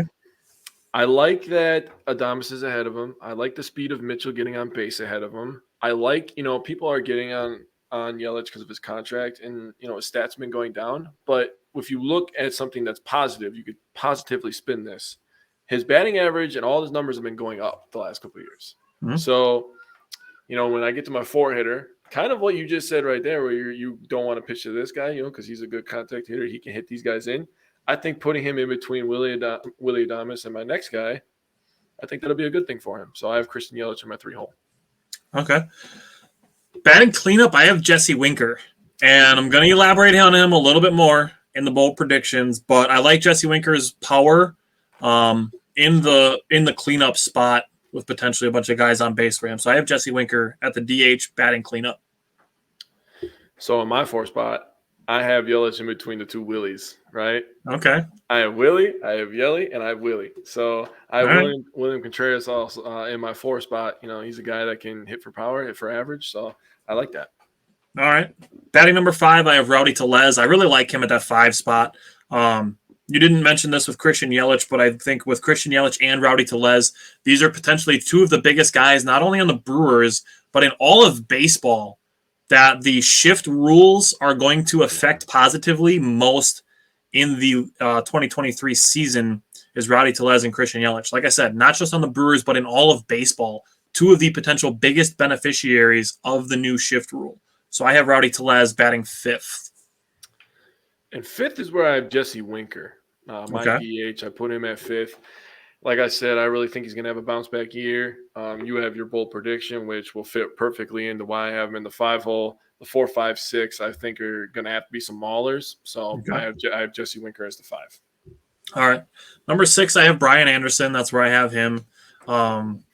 He's kind of just that bridge guy, a guy who can kind of do everything for you. I think that's kind of the role the Brewers have in mind for Brian Anderson.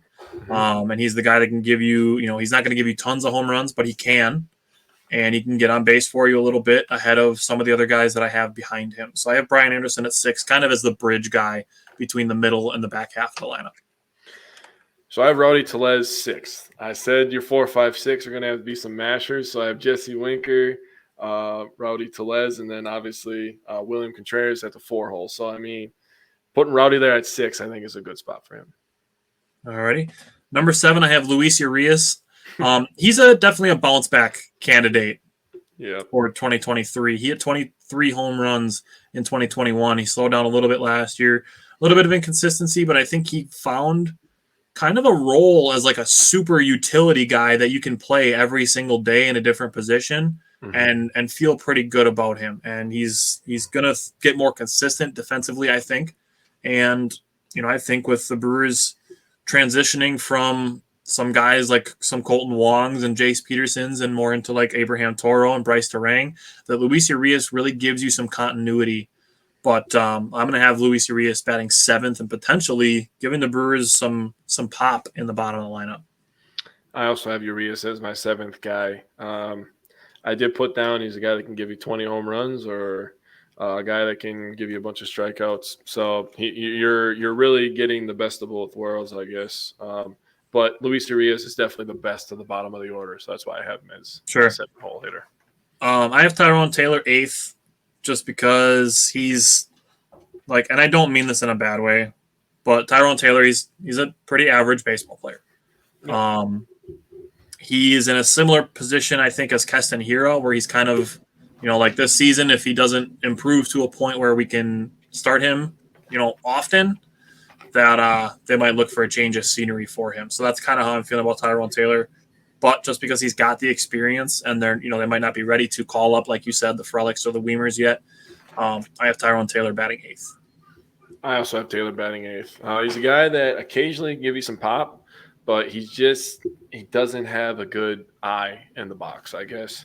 Not good enough. If he can improve on that, bring down his strikeout rate a little bit, I think he can be a more consistent player. He's actually pretty decent on defense, I think, but the batting is what really kills him. All right. And to round out my batting order, I have Garrett Mitchell batting ninth, and I have this for a very specific reason. Because I don't know if you remember back to the Gene Segura days. There used to be some games where they would move the pitcher's spot into the 8 hole and have Gene Segura batting ninth, essentially giving you 2 leadoff hitters. So for me, if Garrett Mitchell's a guy, like he kicked off the Brewers drafts, and I see a lot of people saying the Brewers need guys that can get on base. Their last 3 drafts have been nothing but guys that don't strike out like ever, and they just get on base all the time. That's like their last 3 drafts have been. That's Garrett Mitchell. That's Sal Frelick. That's Robert Moore. All of those guys that they've been drafting for position players have been low strikeout, high on base number guys. Garrett Mitchell is the first of that new wave of player. That's why they're going for the Jesse Winkers. He's a guy who's on a contract year, but if you have a bunch of guys coming up through your system that are going to get on base, you can fill in those boppers on 1-year deals and have all your guys get on base and just have Chris Carter, who comes in for 1 year and hits you 41 home runs. Yep. Like the Brewers had in the past. That's what Hunter Renfroe came and did. Like that's what the Brewers are looking for from Jesse Winker. So Garrett Mitchell in the 9 spot, essentially giving you 2 leadoff hitters, can put Garrett Mitchell and Christian Yelich on the bases at the same time with Willy Adames, William Contreras, and Jesse Winker coming up behind them. That works for me. I love the idea of Garrett Mitchell and Christian Yelich on the bases at the same time. I mean, I like that too. That's a lot of speed. We got to see it once last year, and I think it was Willy Adames that hit like a double down the right field line, and just seeing them both flying around, it's like, oh, that's so awesome. Yeah, dude, and that's when I was like, holy shit, Mitchell can freaking move, man. Dude. He can move. The fact that he can stretch like routine singles into doubles just because people aren't paying attention, and like a regular ground out to second base, and he turned it into an infield single. He's fast, man. That happened. That's a thing that happened. He like basically grounded out to second base and turned it into a single because of how fast he is. That's nuts. My 9 hole, I have Bryce Terang, just because he's the least experienced of the bunch. I think throwing him in here. Not that having Garrett Mitchell. Now that I'm thinking about it, because I liked how your talking that you did there. You kind of changed my mind a little bit, but Yes. not that having Garrett Mitchell behind him scares anybody, but just the threat of speed, I guess, is what I will go with. But I just think because he's the least experienced guy left is why I put him in on there. All right. I mean, that's kind of how Garrett Mitchell works, but I do have more of a reason than just he's the youngest guy on the roster, and he's right. But Bill said no matter which way we go with the lineup, we're going to be stout and difficult matchup wise, and I agree with that. I mean, we're looking at catcher, looking at William Contreras, Victor Caratini, and Peyton Henry, who could have been in the additions. He was formerly with the Brewers organization. The Brewers traded back for him. First base, looking at Rowdy Tellez, maybe Keston Hiura, Owen Miller, and maybe the newly signed Luke Voigt if he makes the opening day roster. Second base, I'm going to say Luis Urias starts. I do think Bryce Terang makes the opening day roster, just not the starter at that position. And then Abraham Toro is also in the mix there. Third base, I'm looking at Brian Anderson, Luis Urias, who I think is going to be the super utility guy, and Mike Brasso. Shortstop, again, you're looking at all the utility guys. You're looking at Willy Adames, who's going to start, and then Luis Urias, Mike Brasso, Bryce Terang could play some shortstop. And then we mentioned all the outfielders, and then Blake Perkins, Tyler Naquin, and then any potential prospects that come in, or if the Brewers just stick with the guys they have now. But let's get into some pitchers. So I want to know, and I'm glad you asked this question before we started. You asked if we were doing only starting pitchers or if we were doing bullpen guys as well. And we didn't clarify it beforehand. So I know you have a starter and I know I have a reliever. So I know we don't have the same guy. So Brewers fans, if you're watching along with us, comment who you think is going to be the best pitcher for the Brewers season this year. And Jake, give me yours. So I know that this is going to be vanilla, but I'm going to add into it in my bold predictions. So just hold your thoughts, hold your negative thoughts. I'm going to go with Corbin Burns. Right? Not mad at it. I think he's going to have a 16-5 record. He's going to have 250 strikeouts. He's going to have a .92 whip. and a 2.34 ERA. Those are very close to his first Cy Young. I think he's going to win the Cy Young again if he puts up these numbers. Let's just say that right now. These are some nasty He has numbers. 250 strikeouts and a 2.34 ERA. And 16 wins. Yeah, that's going to be pretty damn good. I think I'm going to hold my next thoughts. But I picked Corbin Burnes. So we'll go with that. I went with Devin Williams. All right. I think he's going to be the Brewers' best pitcher. I was like, he probably went Williams. I think he's going to win reliever of the year. I think he's going to be one of the best pitchers in baseball. Another All-Star game? Oh, definitely. I would, if I was close to Vegas, I'd be mashing money on Devin Williams being an All-Star. I know, man. Devin Williams in 2022 had the lowest barrel rate in the entire Major League Baseball. Bill said Brandon Woodruff. I think that's a good one. That's not bad. Burnes. I mean, you can't go wrong with Corbin Burnes. Essentially, no. You can't go wrong with Brandon Woodruff either, or Devin Williams. But no. So listen to this. Devin Williams, he's nuts. Mm-hmm. Devin Williams had the lowest barrel rate in all of Major League Baseball last season. 0.9% of batted balls against Devin Williams were on the barrel. 0.9%. Less than 1% of all players that made contact against Devin Williams were on the barrel. And he still has the best changeup in the game. Just listen to this stuff here. His batting average versus his changeup is 185. Oh, man. Listen to this. Batting average against his fastball, because people are afraid of his changeup, is .090. What? Listen to this. Whiff percentage against his fastball, 34.9%. Essentially, 35% of fastballs that he's throwing, guys are swinging and missing. That's over a third. Changeup, it's 43.9. 43.9% of his changeup that he throws are swings and misses. Jesus. Wow. You ready? Literally, Bill, just hold on to your jaw. I'm about to drop 5 stats in a row that are all just insane. So these are percentiles of Devin Williams where he ranks in Major League Baseball. Ready?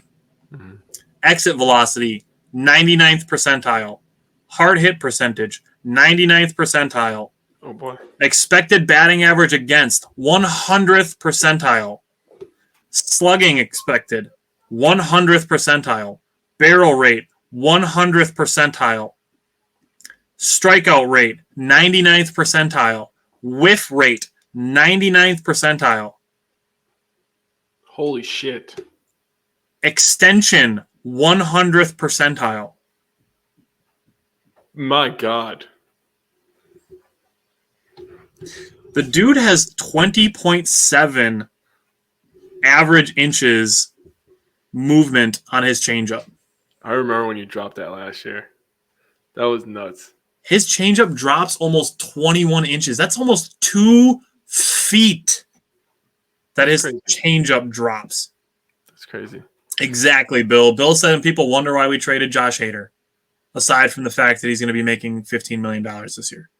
And so the guy who's going to pitch less than 100 innings. The thing that I always go to is, remember when people were giving shit to Devin Williams to start the year? Yup. I certainly do. Because of small fucking sample sizes. He struggled in literally 1 inning against the Cubs in the first series of the year, and people were freaking the fuck out. Yep. Never forget. Never forget. So Devin Williams is my pick for the Brewers' best pitcher. Aside from a catastrophic injury, knock on wood, Devin Williams is going to be just an absolute monster.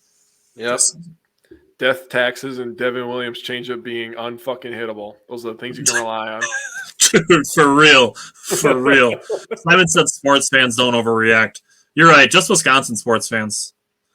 Oof. And I know it's not everybody, but being activists for positivity and open-mindedness at the very least, like it's been rough the last 6 months. Oof. Yeah, All I'm right. not going to touch that subject. I'm just going to keep We're going. in happy mode right now. So let's keep Yeah. it going. Give me who do you think is going to be the Brewers' best position player in 2023? I really hope we don't have the same player. But You better not steal my guy, but I guarantee I have stats you don't if we do have the same guy. I know we both love him. And when I was looking at the roster, I was like, it's almost inevitable that this is the best hitter and defensive player like combined. I picked Willie Adames. Is that who you picked? Okay. I don't have Willie Adames. Okay. I have the other Willie. Oh, I was like, God, I really hope that we don't both have Willie Adames. I should have like balked at you that way. I should have been like, I have Willie. That M. Contreras. So here's just a few stats that I think he's gonna put up. I was gonna put wins above replacement, but I was like, it's kind of hard to project. That's tough He to was at predict. 4.7. He was at 4.7 last year, so I think he'll probably be somewhere close to that again. Maybe a little bit more, above 5, I would say. But he's gonna have a 269 average, batting average. Nice. He's gonna have a 330 on base percentage, which is a All right. pretty decent improvement. He's going to have a 470 to 480 slugging percentage. I couldn't decide. I was like, is he going to mash? Is he going to really, really mash? He's going to be all right. I think he's going to have 35 home runs and 105 RBIs. Those are some of the numbers that I'm throwing out there. I do have some pretty crazy numbers for Jesse Winker when we talk about him, but there it is. So for position player, I have William Contreras, and he's in my bold predictions as well. So I'm going to hold on to part of why I have him in my best position player predictions. But he gives the Brewers a big offensive positional boost as far as catcher goes. The Brewers haven't really had consistent hitting at catcher since the first half of the 2019 season when Omar Narvaez was an all-star. After that, you really struggled, dealt with a little bit of injuries, and then we got Victor Caratini, who had his moments, but overall wasn't very consistent either. So he gives the Brewers a major upgrade at a position of need that they haven't really had consistently since Jonathan Lucroy. We had the one Yasmani Grandal season, which was awesome, but he was only here for the 1 year. So I'm looking for William Contreras to be a set-it-and-forget-it guy in your lineup at catcher that you can rely on for years to come. And the Brewers, the knock on William Contreras is that he's not a great defensive catcher. The Brewers do, however, have a history of turning guys that weren't great defensive catchers into good defensive catchers. Two guys that I just mentioned are both great examples. Omar Narvaez and Jonathan Lucroy. Neither one of them were great defensive catchers before they came to Milwaukee and became that while they were here. I'm going to save some more of that until we get to bold predictions, but I'm going to have more on that. So this segment comes at the interest of keeping our content consistent. So, during the weeks, we do power pairs. We do that for the Badgers basketball team. We do it for the Bucks basketball team. And we do it for the Brewers. When we do Brewers, we do one pitcher, one position player, and then an underrated performer, which we do for all of our teams, including the Packers. We do underrated performers. James, you got time. You're still here. You still got time to catch more. So Jake and I decided we're going to do an underrated performer. And I think going forward, I kind of want to call it the Hobie Milner Award as far as the Brewers go, because we're basically looking for a guy who is going to fly under the radar going into the season. And then at the end of the season, we're going to look at him and be like, damn, that guy really made a difference this season. And during spring training, I would have never have guessed that he would have been important to the season as he was. So who do you have for your underrated performer going into 2023? This one's kind of cheating because everybody knows who he is, and he's a pretty popular guy. But because of injury, I think people may forget about him. Okay. I don't know if you're going to count this, but I have Aaron Ashby as my underrated. Oh, okay. I like it. You like that? Okay. I like it. That's a good one. I I was like thinking it. about it, and I was like, people are talking about, Jesse Winker coming on. Obviously, very excited about that. People are talking about William Contreras. They're talking about Yelich. They're talking about this situation now with Corbin Burns. Like, there's a lot of stuff going around, but nobody's really bringing up Ashby outside that he's going to start the season on the injury report. Well, maybe a few weeks here, but Yeah. I think he's a guy that can solidify the back end of the starting five. Yeah. He's a guy that has electric stuff when he's on, and he can absolutely, set him up and knock him down when he's right. So I didn't make any predictions because I didn't know how many games he was going to start, because it's weird with him, because I don't know how, these injuries can linger on. So I'm kind of taking a little bit of risk saying him. Yeah. But I am going to say that Ashby definitely has the potential to become a household name in Milwaukee. I think he's a guy that if he's your fifth starter, like he is for the Brewers, potentially even the sixth starter, like every single team in Major League Baseball would love to have a guy as good as Aaron Ashby as their fifth or sixth best starter. Yeah, and we haven't even brought up a guy, Ethan Small, which you sent me a video on Twitter today from. Yep. That guy can be dominant if he gets everything correct in the majors. He's been dominant in the minors. Like Ethan Small is on almost the exact same career path as Aaron Ashby. Yeah. I But to Jake's point, like I said, or like he said, I sent him a video today. Ethan Small was informed by Craig Counsell that they're going to use him in some long relief appearances out of the bullpen because the Brewers are a little bit short on left-handed depth, which I think is part of why I have Alex Claudio as such an underrated addition to the bullpen. I think he's going to make the opening day roster. But I mean, if you look at the bullpen, I mean, it's Joel Payamps, Elvis Paguero, Jansen Junk, Jake Cousins, Hobie Milner, Matt Bush, Devin Williams. I mean, that's kind of where we're looking at right now. That's one lefty, Hobie Milner. Yeah. Who's great, by the way. But yes, we love Hobie Milner. Hobie Milner was fucking awesome last year. Fucking was. So Ethan Small potentially into that mix as a left-handed pitcher. Alex Claudio, I think, really is a guy who's going to make the roster. Wade Miley could potentially make some appearances out of the bullpen if the whole starting lineup is healthy. So if guys like Adrian Hauser are healthy and starting, you could use Wade Miley out of the bullpen. If Bryce Wilson finds ways to be making starts, you could be using Wade Miley out of the bullpen. And then, like you said, Aaron Ashby. So for me, I went with another guy in the bullpen, a guy whose name I didn't mention just now. I'm going with Peter Strzelecki. I'm going with another bullpen pitcher, just like Hobie Milner, but Peter Strzelecki made 30 appearances in 2022. He pitched 35 innings. He had a 2.83 ERA and a 141 ERA plus. Now that's where league average is 100, and it's calculated to take into effect like the ballpark you play in and stuff like that. So 100 being like a replacement player.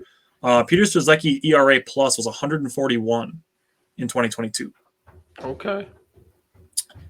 He threw 40 strikeouts, only 15 walks, so a solid ratio there.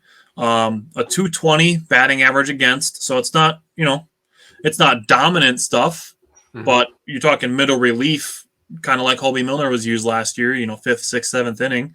I like Peter Strzelecki in that position. 27% strikeout rate last year for Peter Strzelecki.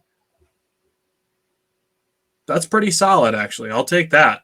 He's got a good fastball slider combo.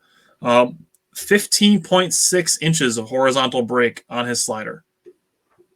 So his slider moves. Pretty damn solid. He's got a pretty good slider. He generates literally double the league average of weak contact. The league average of weak contact last year was 3.8%. Peter Strzelecki generated 7.6% of batted balls with weak contact. Literally double the league average. Brewers the last 5 years, I'd say, have been really good at pitching, dude. That's 63. Oh, sorry. This is part of his slider, too. I mentioned that horizontal break. That's 63% more horizontal break than the average in Major League Baseball.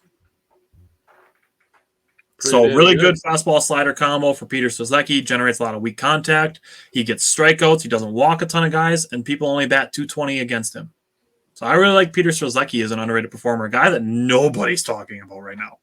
That's very fair. That was a good solid pick, man. Good solid pick. That's why I brought it up, and I'm like, Jake, when we're doing the primer, we're going to pick our best position player and our best pitcher. Like, let's bring up an underrated performer just like we do every week. And, like, I knew who I was picking. I knew right away I was going with Peter Strzelecki. I'm really excited to see what he can do in 2023. We should try to get him on the show. That'd be sweet. That'd be fire. I would love that. All right. So, let's do some record predictions. I didn't ask you to do the whole NL Central. I did just based on, I didn't give everybody a record prediction, but I kind of just gave like a ballpark of where I have everybody. But what do you have for the Brewers record prediction for 2023? I have us winning 93 games, Ooh, losing 69 games. nice. I see what you did there. Well, I did that kind of for that, not going to lie. And I also did it because that was the same record that the Cardinals won the Central with last season. The exact same record.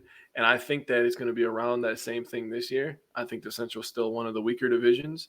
Yeah. And I definitely think that the Brewers and the Cardinals are going to be fighting out for the top two spots. Yep. I strongly agree with that. I'm going to say 88 and 74. I'm going to say the Brewers win 88 games. And this is in either direction. 3 wins in either direction. So I see a path where the Brewers could win up to 91 games, but I do see also a path where they could lose or they could win 85 games. And with that 3 game on each side, that plus or minus 3 wins to the 88, that's also where the Cardinals are going to finish. The Brewers and the Cardinals are going to finish within 3 games of each other. So buckle up, Brewers fans. I think we're going to be in for another season where we're up to the last series, and it's like if the Brewers win 2 out of 3, they're in the playoffs. And if the Brewers lose the series, they might be out of the playoffs. I think that's unfortunately the roller coaster we're going to ride this year, is that the Brewers and the Cardinals are going to be so close that it comes up to the last week of the season to see who wins the NL Central. But, I mean, don't enjoy it because we won't, if we don't win a ring. Don't enjoy the season and the ups and the downs. Can't be happy making the playoffs. And just complain about it. I'm just going to say this, too, because we bring up the Brewers have been in the playoffs pretty good amount, and we're arguably talking about, like, the best era of Brewers baseball, the Craig Counsell era, that the Brewers have ever had. Like, this is, right now, like, the best stretch of Brewers baseball that we've had. Well, we've made playoffs for the last 5 years. This is the last year of Counsell's contract when he signed a 3-year extension a couple years ago. So a lot of things on the line here this year. A lot of young guys, a good mix of some good additions, some pitchers. I mean, there's a lot of shit on the line in Milwaukee, and I think I'm feeling pretty damn good about it. Obviously, Bill is too. He predicted us to win 96 games. Yeah, Bill said 96 games. He picked Wade Miley for his underrated performer. If he returns to form, he could have a big bullpen impact. Yeah, that's a solid pick, Wade Miley. I'm going to go even a step farther, and I'm going to say the Brewers, like to your point, there's a lot of things in flux this year, and Corbin Burns and Craig Counsell being 2 of the biggest ones, and now Matt Arnold transitioning into, the full-time, in charge of everything role. Mm-hmm. I think the Brewers are teetering. They are on the fence, and 2023 is going to decide if they go either into a full rebuild or become a dynasty. Oh, that was heavy. Oh my gosh. That was heavy, bro. That was heavy. Like, I really see the path to either one. Okay. I can see it as well. And this might be something worth revisiting, but, we're looking at a thing where if the Brewers, like Bill says, win 96 games this year, I don't think there's a way where they go, no, we can't bring Corbin Burns and Brandon Woodruff back. I think it's a point where if the Brewers win 96 games, make a deep playoff run, they're like, no, we have these all guys coming up. Like, let's lock these guys in. we'll go full young guys, and this is going to tie into some of my bold predictions, but we have young guys littered all over the roster.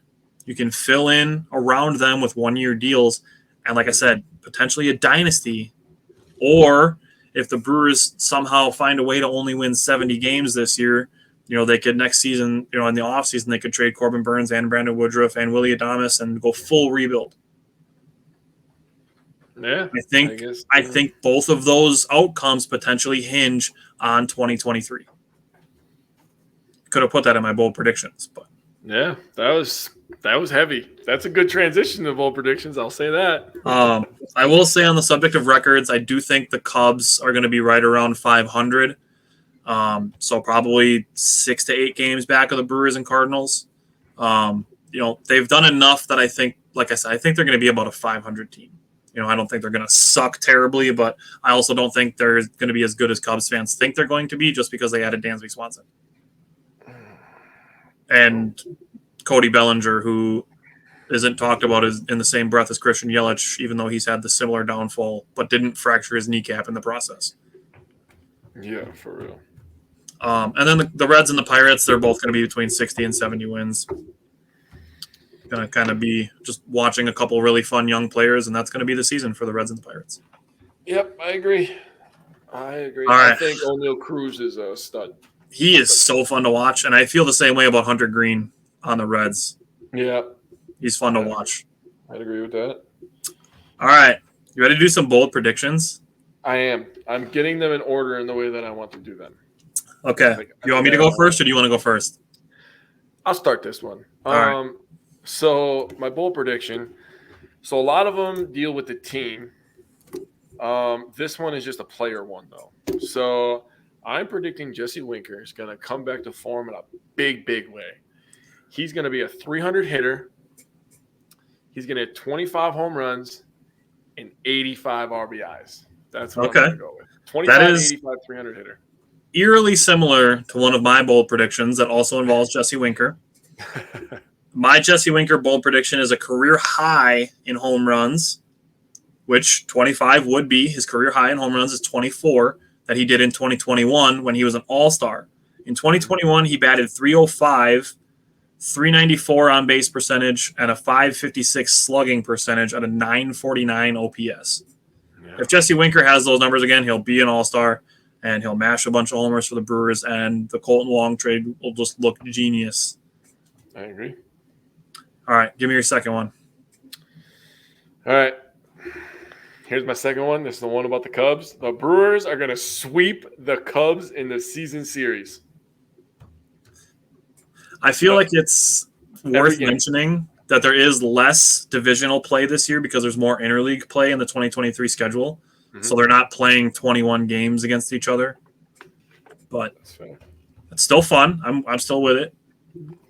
All right, my second one. You ready for this one? I think you're going to like this one because I have a lot of evidence to back it up. William Contreras was the number 47 pitch framer last season. He will cut that in half and be top 24, higher than his brother Wilson Contreras in pitch framing. Okay. Now listen, that's a big jump to go from number 47 to top 24. But listen to this. So 2021. No, I'm going to go back farther. I'm going to go back to 2019. Omar Narvaez was number 56. In 2020, he came to the Brewers. He was number 1. Shit. In 2019, Manny Pena was number 16. And in 2019, Yasmani Grandal was number 3.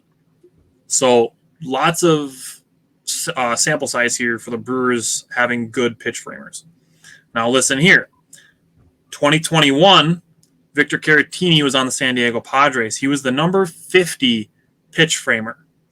Last season in 2022, he was number 25. So he went from 50 to 25. Okay. 2019, Manny Pena was number 12, and Omar Narvaez was number 1 for the second year in a row at pitch framing. After being number 56 2 years prior, he went back-to-back seasons of number 1 pitch framer after being number 56 in 2019. Damn. And then last season, Omar Narvaez was number 6. So Omar Narvaez went from 2019 being number 56 to number 6. Jesus. And Victor Caratini went from 2021 number 50 to 2022 number 25. So my next bold prediction is that William Contreras goes from number 47 pitch framer, cuts it in half, and is top 24 in pitch framing. All right, I'm with it. I like that you have supporting argument. Okay. If he mashes and becomes a very good pitch framer, that trade is monster. That's all I'm going to say. All right. I think you're going to like this one. So I have 2 more. So the Brewers win the Central on the final day of the season. Corbin Burns pitches a complete game to get us into the playoffs and locks up his second Cy Young. The Brewers re-signed Corbin Burns to a monster deal, 3 years, $120 million. Damn. That one's fire, bro. We win the division on the final day. Corbin Burns goes crazy, and we re-sign him. Bill's not going to like that one, but I like it. Damn, that is bold, but that's fun. Imagine that, dude. Yeah, dude, the last 2 I was just like, I'm just going to go crazy. I see that. Hey, that's why they're bold predictions. They're not lukewarm predictions. They're bold. Yeah, I mean, I tried to keep them in the realm of possibility, obviously. Right. But and I totally agree with you that the Brewers' season is going to come down to the last few weeks, maybe the last day, like we've seen in recent history. So it's just going to happen. The Cardinals are good. They're always good. The Brewers are set up to be really good this year. It's going to be Brewers and Cardinals. We know that going into the season. Yeah. So, and I'm totally fine with that. Bill's bold prediction is that Brandon Woodruff has a big year. The bullpen comes into form. Burns gets traded, and the Brewers still win 96 games. That would be fucking nuts, dude. That is bold, but that's fair. I mean, he's definitely on board with my Aaron Ashby talk about him rounding out the starting pitching. If that happened, yeah, I mean those things could play into each other. True. All right, so here's my last bold prediction. It involves my guy Sal Frelick, who I am the conductor of the hype train for. Sal Frelick gets called up in August and never plays another minor league baseball game. Okay, definitely on board with that. All right. This one's good. I like this one. This is probably my favorite one because it would make everybody happy. The Milwaukee Brewers are going to walk off a Christian Yelich walk-off. The San Diego Padres on Josh Hader to go to the World Series. That'd be awesome. That would be awesome. Let's fucking go. Bill likes my Frelick prediction. That's super specific for Christian Yelich to walk off Josh Hader to go to the World Series. Bro, we go to the World Series, so people stop bitching about that. They stop bitching about Christian Yelich because he plays hero. They stop bitching about Josh Hader because we traded him. Like, come on, man. That's 3 things. Burying the Padres would be fun as well. Oh, dude. And I looked up the top payrolls, and I was instantly disgusted. And the Padres are in the top 5. I think they're like number 3. But the freaking New York Mets, the Mets are number 1. Oh, by a lot. I was like, holy shit. They've spent almost $500 million. I know. That's nuts. That's not okay. Yeah. And then I heard a rumor going around. I don't know if it's true. You probably know more about it, but about like a kind of like a revenue sharing, almost kind of a cap kind of deal with baseball going around. There's talks about it. I haven't heard any such things, and I would love for baseball to have a salary cap because I think it would create some parity. Mm-hmm. But baseball also needs to have a salary floor. To prevent teams from going full nuclear like the Oakland A's and the Pittsburgh Pirates have done in years past. True. I agree. And what it essentially comes down to is TV money. Yeah. People like to say that San Diego doesn't have a big market. They may not have a big market, but they have a massive TV deal that dwarfs the Brewers' TV deal. And, that's part of payroll. That's what it comes down to, and revenue is TV money. So that stuff does matter.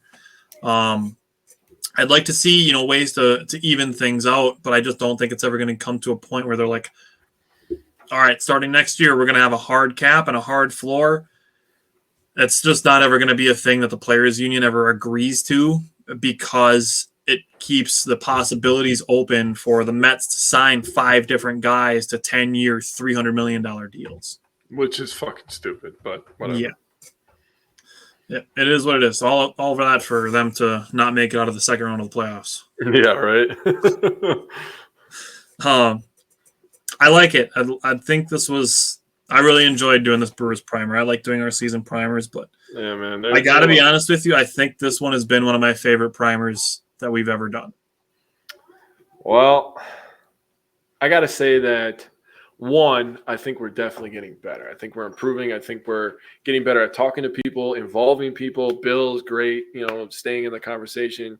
James, when we talk shit about the Celtics, he stays in the conversation. Isaac, Tyler just likes to use you as a punching bag for some reason. But I am not going to say that this is my favorite yet, because I really think that the Wisconsin Badgers season primer, that one is going to be fucking bonkers, dude. Oh, yeah. And we're planning on doing that one live at the end of August. That one's going to be a lot of fun.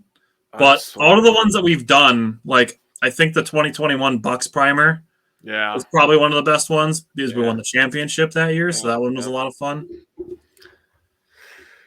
Yeah, this one, the thing about the Brewers is there's like some knowns, like we've talked about, and there's some unknowns, like we've talked about. And like, that keeps it interesting. Like, okay. That might be part of it. That's a good point. We know Corbin Burns is going to be good. We know Devin Williams is going to be almost unhittable. Like, we know that people are going to bitch about Christian Yelich when he has an 0 for 4 day, and then the next day he goes 3 for 4 with 2 doubles, and he's running around the bases looking like a fucking gazelle, right? So that's things that are going to happen. So we know what things are going to happen. But the unknown of how William Contreras and Jesse Winker and, is Luis Urias going to get back to the 20 home run days? And is Rowdy Tellez going to have multiple 3 home run days and steal 1 freaking base again? Like, there's things to look forward to that I'm really, really excited about. So look at all the young guys that we're going to see this year. We're going to see all of them at some point.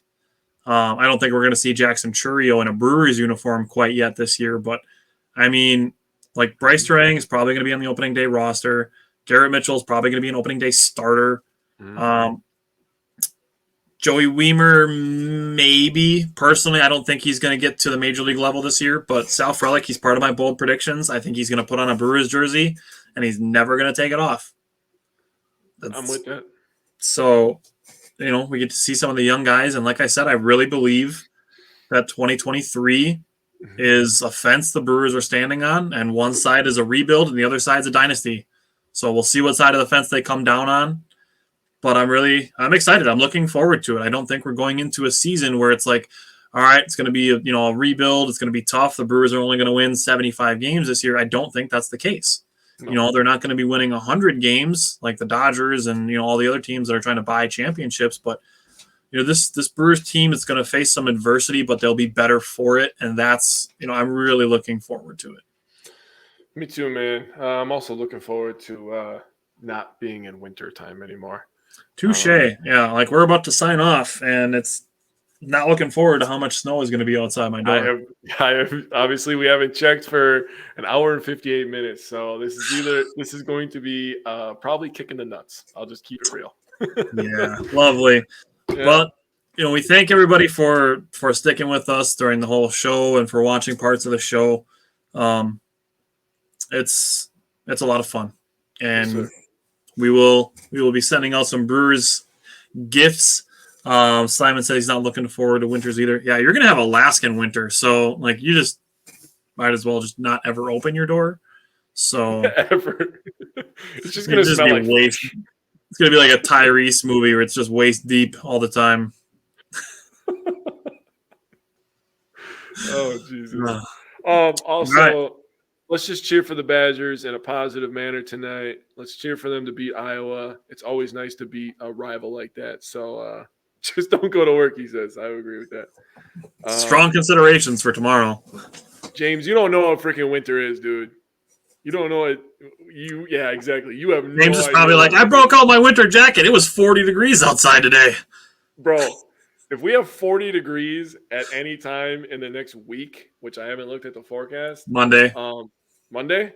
Dude, shorts. Easy. Not even fucking kidding you. Fucking shorts. I don't care if there's still snow on the ground. Shorts. It's all gonna melt. That's the annoying thing. Like, I'm sick of shoveling just to have it all melt 3 days later. I know. It's so stupid, bro. Telling you, but whatever. It is what it is, man. All right. Hey, and if you want to get a yelly hoodie like the one I'm wearing, super comfortable, go check out WiscoBall.com and you can get some Wisco Fanatics t-shirts on the same website. So Simon said get a flamethrower. Yeah, I'll get right on that. Drop one off on your way to Alaska, military man. Bill, have a safe vacation. All right. On Wisconsin, Bucks in 6. This is my crew. Let's go. All right. Quest for Madness starts tonight against Iowa. So, all right. Have a good night, everybody. Take care.